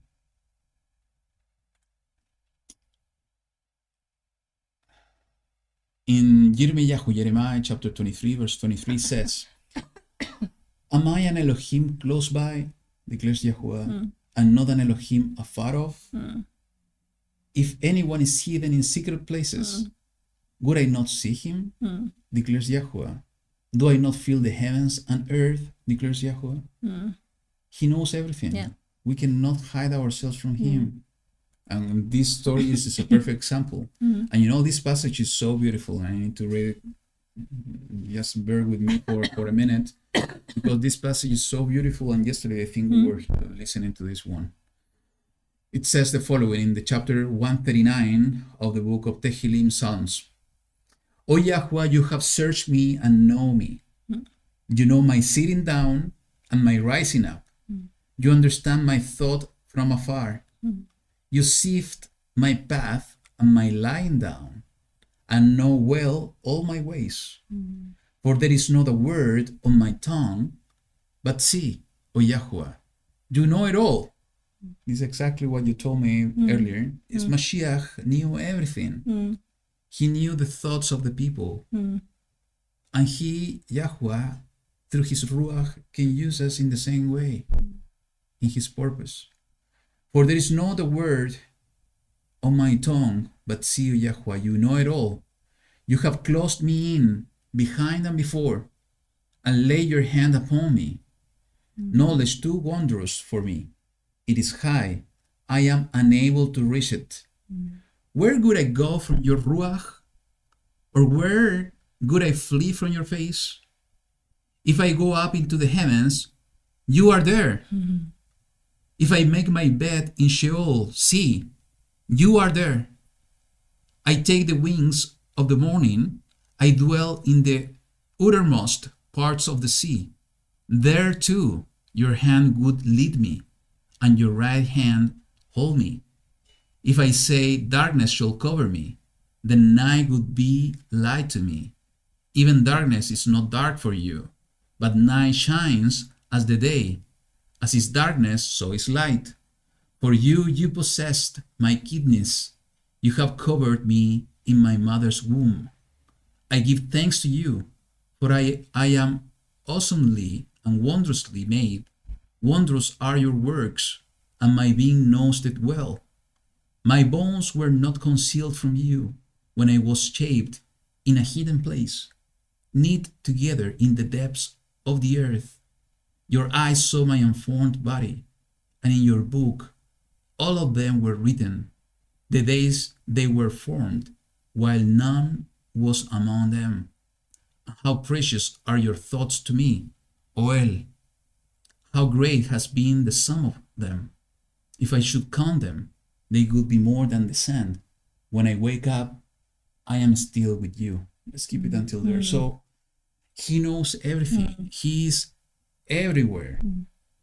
That's why, when we try to comprehend with our minds what it is, what, how, and who is YaHuWaH, we cannot understand. I managed to see in the chat later on that there was a kind of discussion about, is Yahushua YaHuWaH?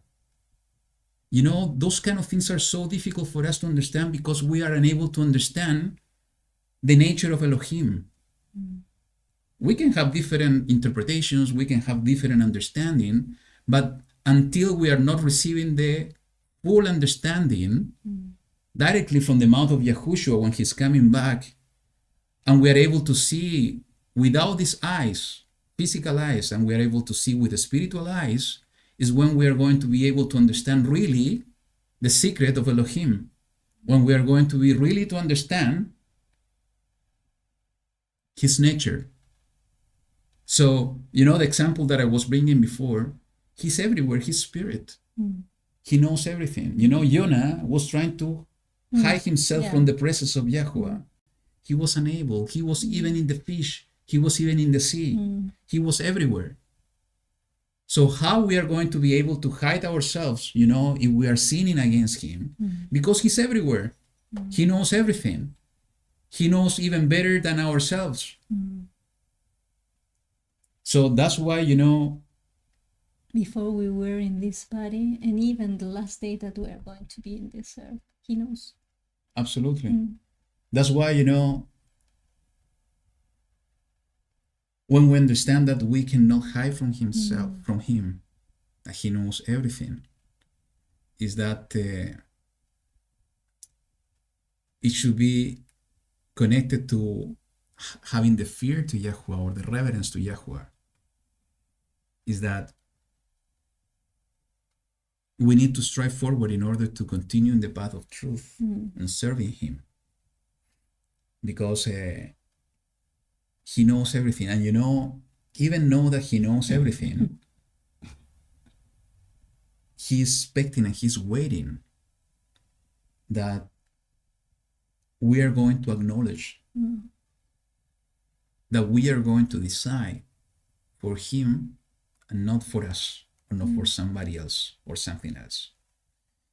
Even with all that knowledge that he's everywhere, he knows everything, he's expecting that you and me, we will decide for him, that we will remember him, that we will remember his path, that we will remember his truth, even though that maybe we can do wrong, that we can fail, that we can fall down.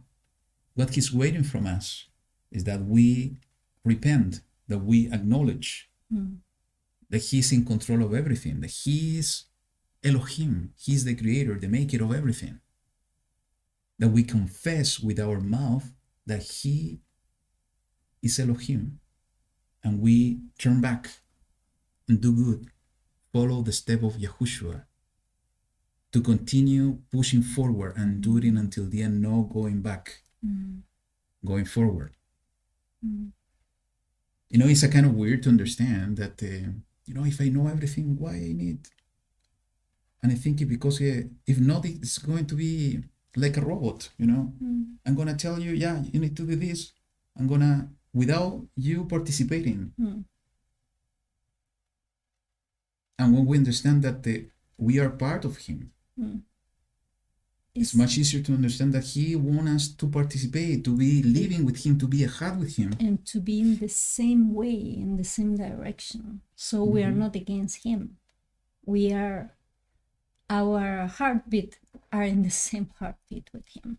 Yeah. So, and I think that every time you were saying, we're not perfect, maybe we're going to fall at one point, maybe we're going to stumble.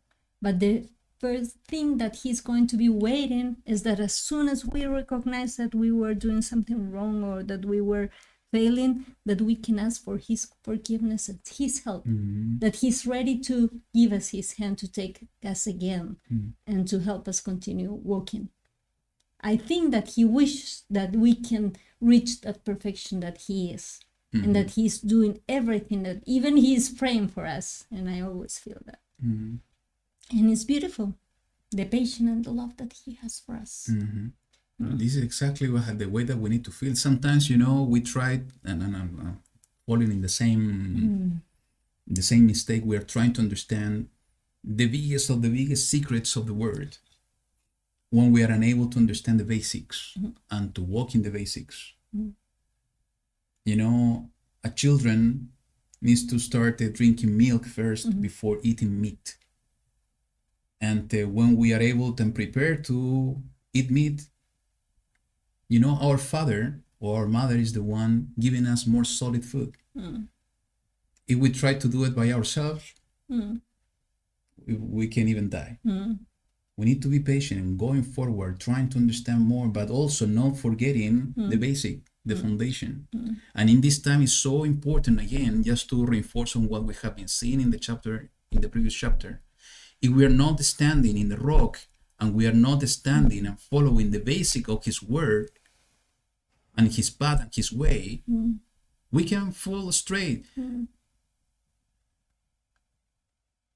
I don't imagine, you know, the previous prophet that was used by YaHuWaH, that he was not walking in the way. He was, you know, a mature man. He knew the ways of YaHuWaH. He knew the commandments, and most probably he was following them. But even though he went astray, why? Because he was listening other voices instead of clinging to the voice of YaHuWaH. It can happen exactly the same for us. We need to go to the basic and stand in the basic while we strive forward in order to learn more, in order to get more understanding, in order to know him better. But it's up to us to get the knowledge. No, it's up to us to research matter. It's up to him to decide when he's going to open our eyes, our understanding, and our ears, when the right time is. And when we combine all of this, understanding he is everywhere and he knows everything, and if he sees that we are searching him and we are seeking his face continually, that the desire of our hearts is not to be used mightily because is our desire. It's because the desire of our heart is his desire to fulfill his plan here on earth and being an instrument only. He's going to listen our voices.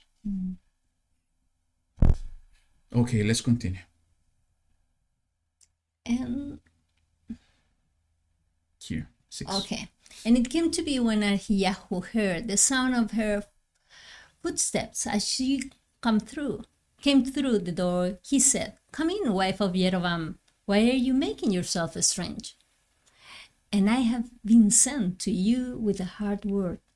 Go, say to Yerovam, thus said YaHuWaH Elohim of Israel, because I exalted you from among the people and made you ruler over my people Israel, and tore the reign away from the house of David, and gave it to you, and you have not been as my servant David, who guarded my commands and who followed me with all his heart, to do only what was right in my eyes. But you have done more evil than all who were before you, for you have gone and made for yourself other mighty ones and molded images to provoke me, and have cast me behind your back. Therefore, see, I am bringing evil to the house of Jeroboam, and shall cut off from Jeroboam every male in Israel, whether shut up or left at large, and sweep away the remnant of the house of Jeroboam, as one sweeps away dung until it is all gone.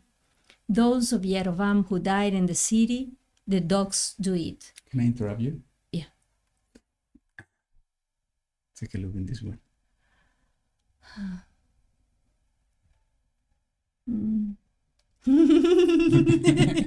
Okay, I'm not going to do it. Okay. Until it is We are all reading. done. We are reading a comment from you, Yeah. but we are not going to say anything. You will understand at the end. In the end, yeah.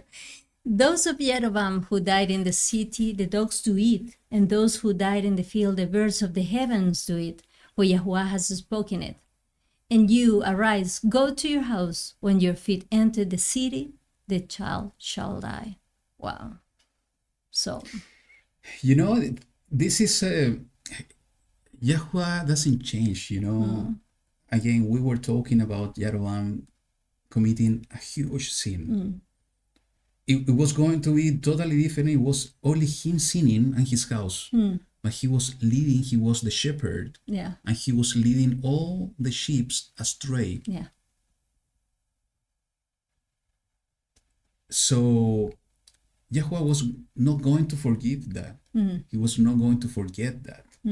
Maybe if Jeroboam was true repentant of his sin, for sure YaHuWaH was going to hear him, listen to him, and heal him. But he was not repenting himself. Actually, he was trying to use YaHuWaH for his own purpose. And that's what I have said is so important, it's huge. Sometimes we commit exactly the same thing.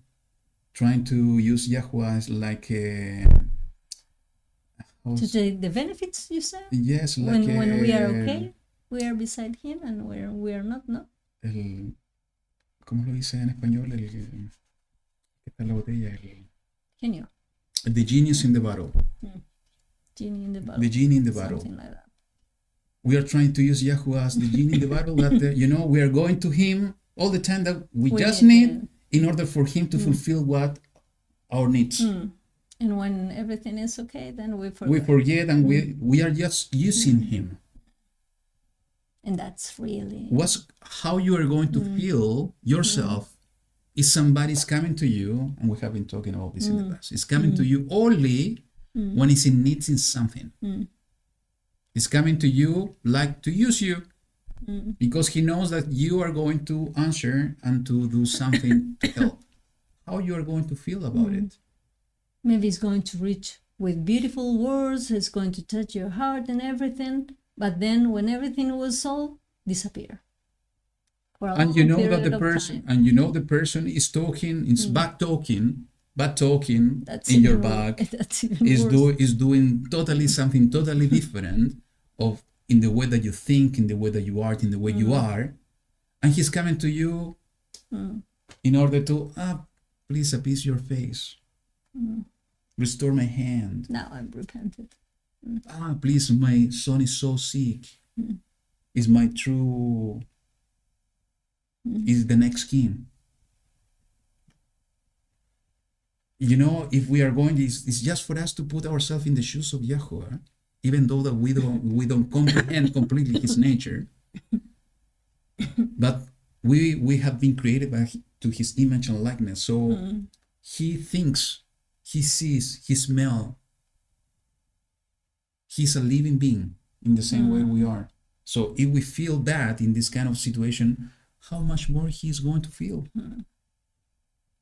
So we need to be so cautious that we are not committing exactly the same thing, that we are not trying to use Elohim in our own benefit. He is not there to serve us. It's the other way around. We are here to serve him, and we can have benefits if we are good servants. Yeah, he's going to bless us, that's for sure. I Absolutely. think that he wants to bless He us. wants the good for us. Yeah. It is written into that, you know. I want to do good for you. Yeah. Yeah. I don't want to do evil. I want to do good for you and want to bless you, to prosper your ways. But he's going to do it if we are good, if we are at the same frequency, we are tuning to his frequency and his melodies. If we don't do that, we are just going to be noise, you know. When we are having a good music and we are enjoying the music, sometimes somebody else is putting a different song. It's just making noise and it's interrupting all maybe the good moment that we are enjoying a beautiful song. It's just noise. It's like alerta, zona one. Yeah, we have a kind of We have a kind of situation like that, you know. We cannot be that noise. What YaHuWaH wants is that we are going to vibrate and produce exactly the same melodies that he is producing from his heart.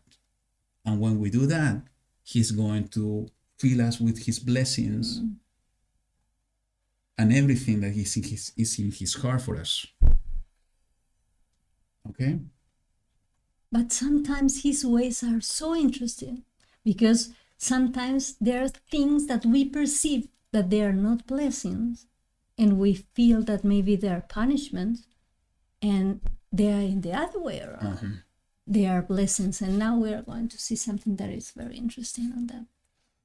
He's using nature in order to bring punishment. Dogs do it. Birds of the heaven do it.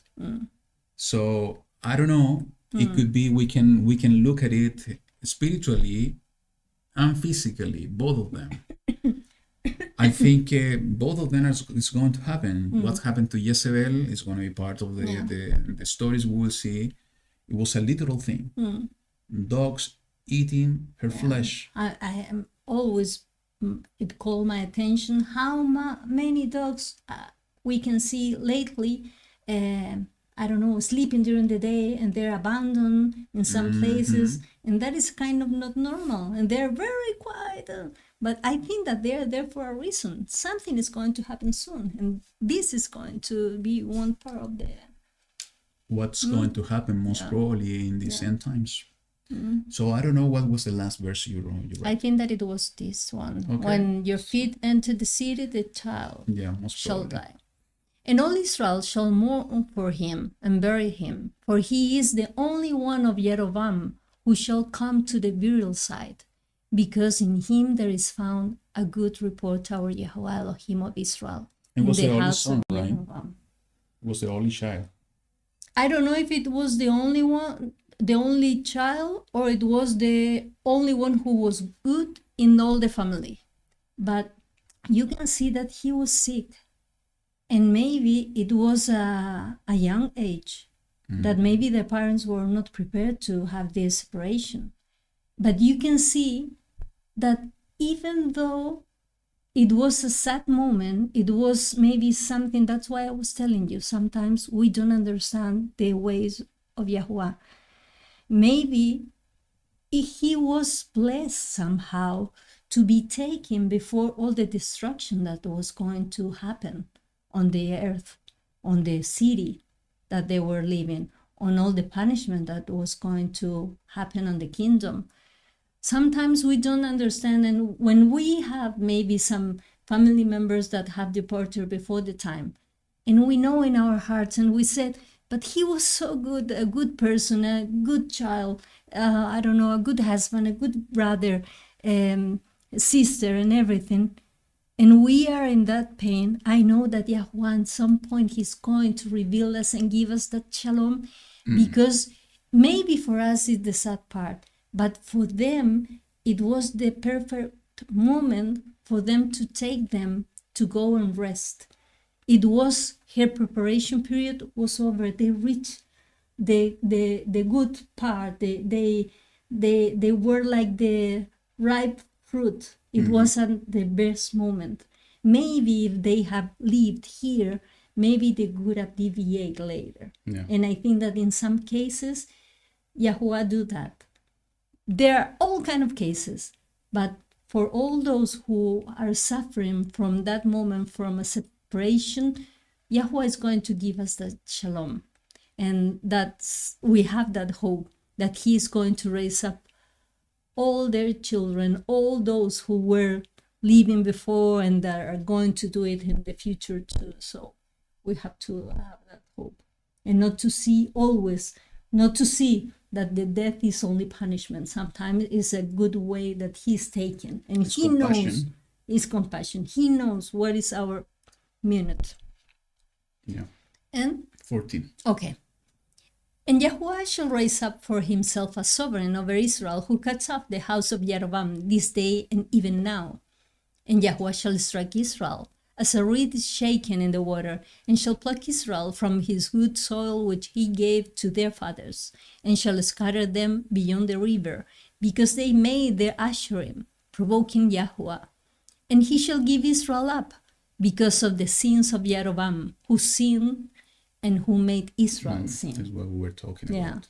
He was the leader, and he was making everybody sin. But you know, the beautiful picture of this is that we have the opposite. We have a king that is a righteous one and is making Israel to be righteous again. At the end, it's a decision, but the path is there. Is the two paths, the path of sin and the path of righteousness. Yeah. And the wife of Jeroboam rose up and went and came to Tirzah. When she came to the threshold of the house, the child died. I cannot imagine what she felt. And they buried him, and all Israel lamented for him, according to the word of YaHuWaH, which he spoke through his servant Ahiyahu the prophet. And was the same that he prophesied that Jeroboam was going to take the kingdom, right? Yeah, yeah. And the rest of the acts of Jeroboam, how he fought and how he reigned, see, they are written in the book of the annals of the sovereign of Israel. And the days of Jeroboam reign was 22 years. So he slept with his fathers, and have his son reign in his place, Nadab. Yeah. Meanwhile, So he had more sons. Yeah. Here is the answer. yeah, So most probably it's exactly what you said. This one that also I pictured Abijah, I pictured as a small boy. It was the only one that was going in the right path. yeah. Meanwhile, Rehoboam, son of Shlomo, reigned in Yehuda. So we are changing the reign in Yehuda. Rehoboam was 41 years old when he became sovereign, and he reigned 17 years in Jerusalem, the city which YaHuWaH had chosen out of all the tribes of Israel to put his name there. And his mother's name was Naamah, the Ammonite. You know, for me, it's always beautiful when he's remembering Jerusalem, the city he shows, the city where his name was put there. Even though the deviation of the kings of Yehuda as well, in this case, Rehoboam was not a good king. Shlomo was going astray as well at his old age. But YaHuWaH, even though he was remembering Jerusalem, and this remembering Jerusalem is going to be until the end. Even Yahushua was saying, you know, oh Jerusalem, Jerusalem, go, you that killed the prophets and the set apart ones. Even in the time of Yahushua. And now at the end, it's going to be exactly the same. He will remember Jerusalem, the mother of us all. Yeah. And Yehuda did evil in the eyes of YaHuWaH, and they provoked him to jealousy with their sins which they committed, more than all that their fathers had done. So now we have both houses, and they are totally astray. For they also built for themselves high places and pillars and asherim on every high hill and under every green tree. And it's remind us about the season that is coming. You're right. That is the green usually trees. the green trees, and it's usually very hard for us It's so beautiful. because it has a lot of stress when you are the one that you are not keeping that kind It's of such a stuff. relief not to be entertaining time by gifts and things like that. Yeah. Remember. No, but you can give whenever you want, but not with related with this. Absolutely. No, I'm telling you, it was for me. It was so painful to take a. You need to buy those gifts. And there were also called prostitutes in the land. They did according to all abomination of the nations, which YaHuWaH dispossessed before the children of Israel. And it came to be in the 5th year of sovereign Rehoboam that Shishak, sovereign of Israel, came up against Jerusalem. And just to confirm, because we look at it, look at the name of Shishak, was the same Pharaoh that was receiving Jeroboam when Jeroboam was running away from Shlomo when Shlomo wanted to kill him. So they were friends, and that's why we deduct. We assume that he was somehow attacking the kingdom of Judah from the two fronts, from the kingdom of Israel and also from Israel, because they have a kind of alliance. But let me go back one verse in the 24, because he said, and that's why we put this portion, the title. They did according to all the abominations of the nations, which YaHuWaH dispossessed before the children of Israel. You know, everything that we have been reading here about Jeroboam, what he did, about the slaughter place that we were talking in the previous chapter, everything they were doing here, they're going astray on different ways, those are being called and being seen as an abomination of the nations at the eyes of YaHuWaH. And that's our days. And this is exactly what's happening today, and somehow it makes me think on the abomination of desolation. It's an abomination that makes desolate. Desolation is coming because of an abomination. That's why we need to understand that all of this, all what the 7 nations committed, were abominations to the eyes of YaHuWaH, and that should open our eyes to understand that we are living, as you said, in these times, and maybe a bigger abomination is coming that basically is going to be the trigger point for the desolation that's coming to the world. Yeah. Okay? What? And Shishak Shishak, is here. it was okay. 25. 25 already read it. So, and he took away the treasures of the house of YaHuWaH and the treasures of the sovereign's house. He even took away all. And he took away all the shields of gold which Shlomo had made. And sovereign Rehoboam made shields of copper to replace them, and entrusted them into the hands of the chief of the guard, who guarded the entrance of the sovereign's house. And it came to be, whenever the sovereign went into the house of YaHuWaH, the guards would bring them and take them back into the guard room. And the rest of the acts of Rehoboam, and all that he did, are they not written in the books of the annals of the sovereigns of Yehuda? And there was fighting between Rehoboam and Jeroboam all the days. So Rehoboam slept with the fathers and was buried with his fathers in the city of David. And the name of his mother was Naamah, the Ammonites. And Abiyam, his son, reigned in his place. So interesting that the Ammonite was in the genealogy of the following kings. Moabite, Ruth, so Ammonite. The both Yes. were like inserted somehow. And I think that it was after the 10th generation that should be clean. So this is a big question mark that I'm going to mention. I heard about this in the past. It says that the Mizraim, Pharaoh, he took away the treasures of the house of YaHuWaH. All. And it says all and the of them. treasures of the sovereign's house. He even took away all. And he took away all the shields of gold which Shlomo had made. So could it be that they took everything inside the temple? The menorah, The table, the showbread, maybe the Ark of the Covenant. It's a big question mark, but it's interesting that he said that they took everything. And the second thing is that Rehoboam, he made shields of bronze or copper. You mentioned this, and I think it's an interesting thought. Why they didn't do it with gold? Maybe they didn't have gold anymore. Maybe. Yeah. Because who was bringing gold was Shlomo with the ships gift, and that so they on. received from the other nations. But now maybe they didn't have more friends anymore. Exactly. So, but spiritually speaking, and this is also something for us, is that actually Yahushua was speaking about that the devil, the only thing that he wants is to destroy, to rob, and to take away. Yeah.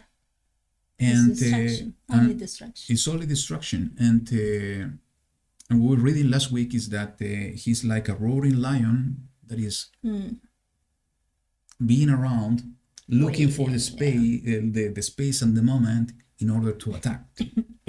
And this is exactly what we see here. You were reading that the kingdom of Yehuda, by the leadership of a wrong king, Rehoboam, they were going totally astray, serving idols, forsaking YaHuWaH and the path and the truth. So they were opening the door for bad things to happen. And this exactly, they opened the door and the roaring lion attacked and he removed all the treasures. It's like, the parable of the sower, the seed is being sown in the heart and the birds of heaven coming and removing. They're taken away. So we have treasures in our hearts, but if we're not following the way properly, we're opening the soil for the birds to come and remove and steal all those treasures. So we're going to become empty. So that for me is another lesson. We need to be so attentive, clinging to YaHuWaH in order to keep those blessings, not to open the door only for his presence and his ruach. And we have now two kingdoms, Yehuda and Israel. Both are doing bad. None of them are in the right path.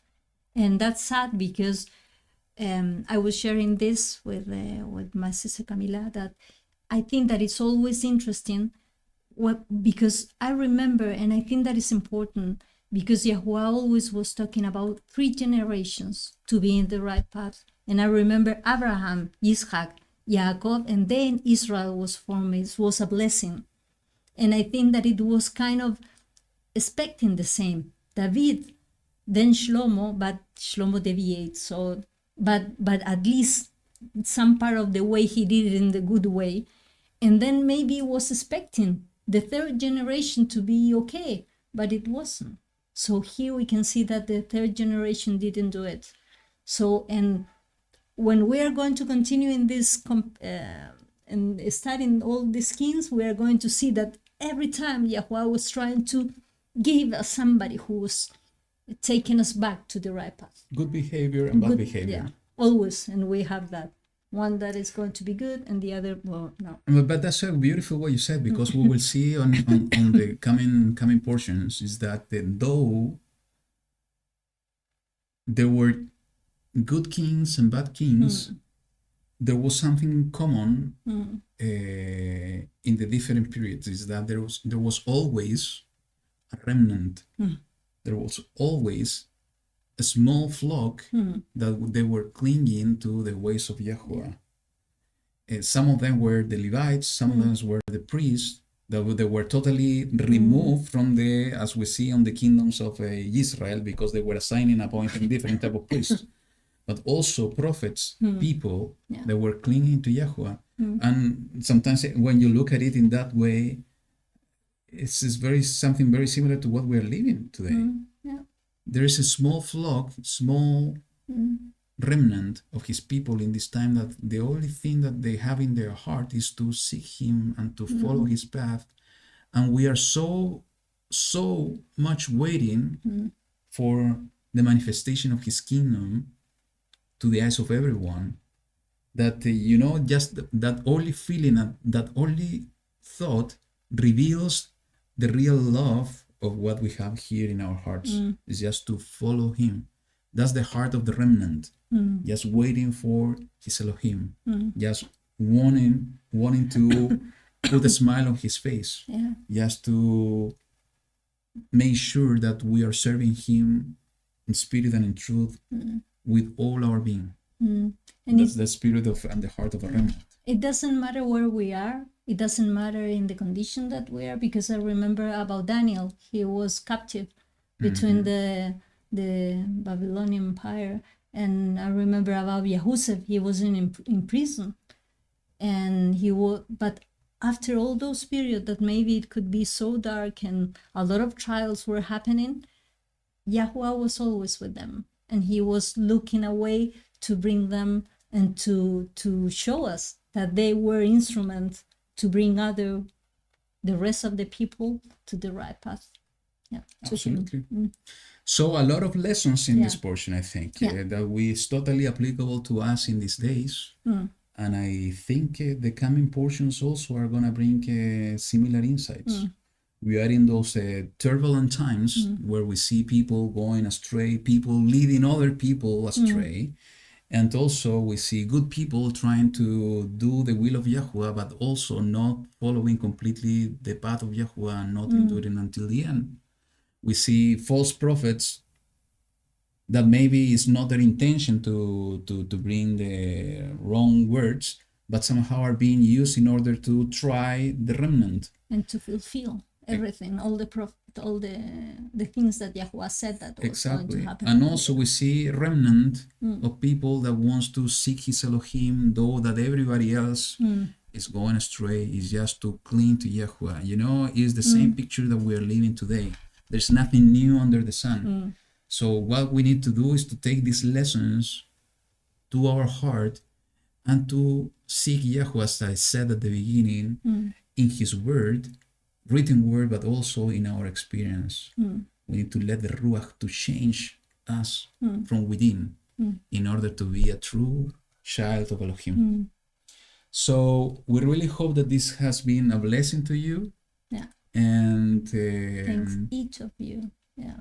yes, The moderators, all of you, our brothers, sisters, that allow us the opportunity of sharing and invite YaHuWaH to be among us and to fill our hearts and our Ruach. absolutely. This is a precious moment, you know, just to have this gathering, a small gathering.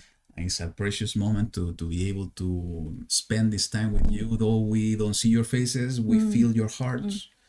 And we know that you can feel our hearts too. This is the love of YaHuWaH and the Ruach within us. So we really hope that you are going to continue enjoying your Shabbat, having a blessed week. Just refresh your strength in YaHuWaH this day, and just to have the strength in order to continue for a new week, in order to be a witness of his word, a witness of his kingdom, a witness of what's coming. You know, we need to be light in this darkness, in this world. That's why YaHuWaH has called us in these days. So, you know, we're going to finish this broadcast as always with a song. And we were laughing a bit on one of your comments, Tammy, Yaya, because you wrote something that is related. You were kind of prophesying, you know, of the song that I'm going to play. You know, I really hope, I'm going to put the link in the chat. I really hope that it's not going to be cut because of copyright. We have been telling you that we don't monetize this video. We don't like, and we are not going to do it. But sometimes it's when it's a live stream and it's a copyright song, They just block it. the AI of YouTube, they're just blocking it. So I really hope this is not going to happen.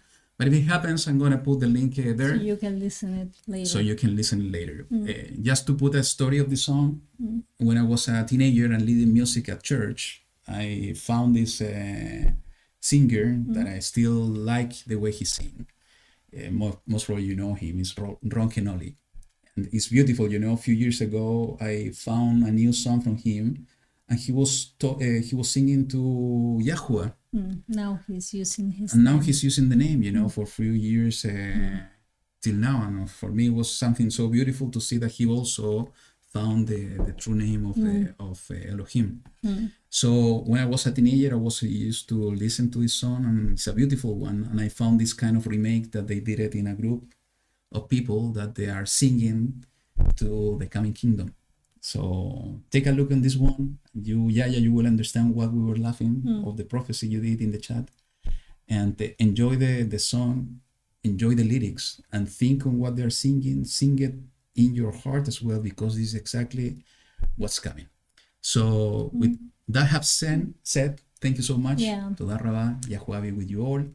Enjoy the rest of your Shabbat, Yeah. and see you next week. Yeah, Abba willing. Yeah. So Shabbat Shalom. YaHuWaH be with you. Shabbat Shalom. Bye.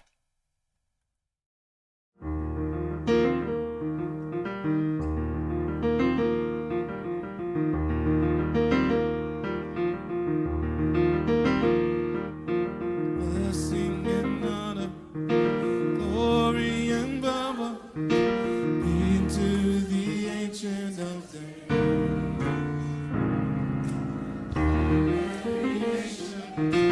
All of creation, bow before the Ancient of Days. Say it one more time.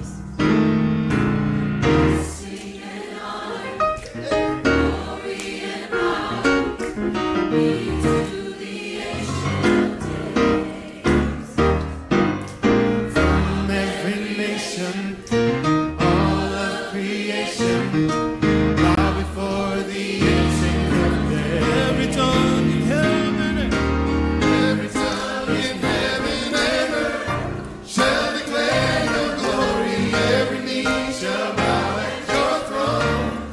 In worship you will be exalted, O God, and your kingdom shall not pass away, O Ancient of Days.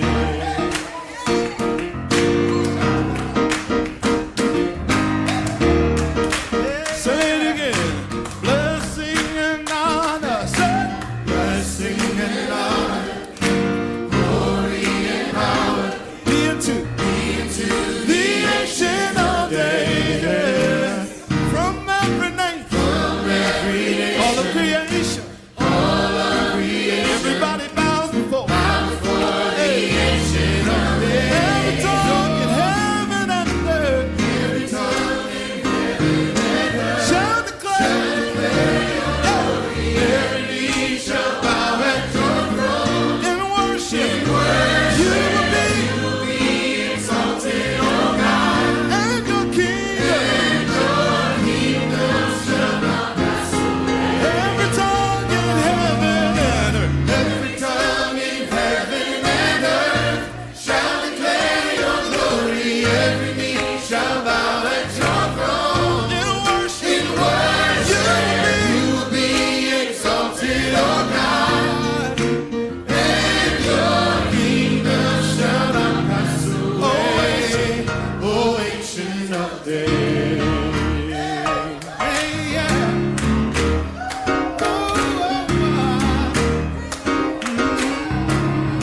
Your kingdom, come on, y'all sing. Your kingdom shall reign over all the earth. Sing to the Ancient of Days. For none can compare to your matchless word. Sing to the Ancient of Days. Your kingdom shall reign over all the earth. Sing to the Ancient of Days. For none can compare to your. Sing that again. For none can compare to your. Who is like the Lord? None can. For none can compare to your matchless word. Sing to the Ancient of Days. Every tongue in heaven and earth shall declare your glory. Every knee shall bow at your throne.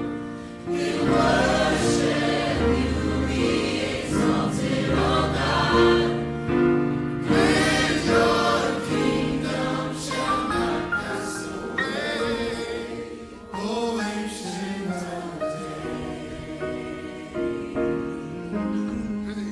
O Ancient of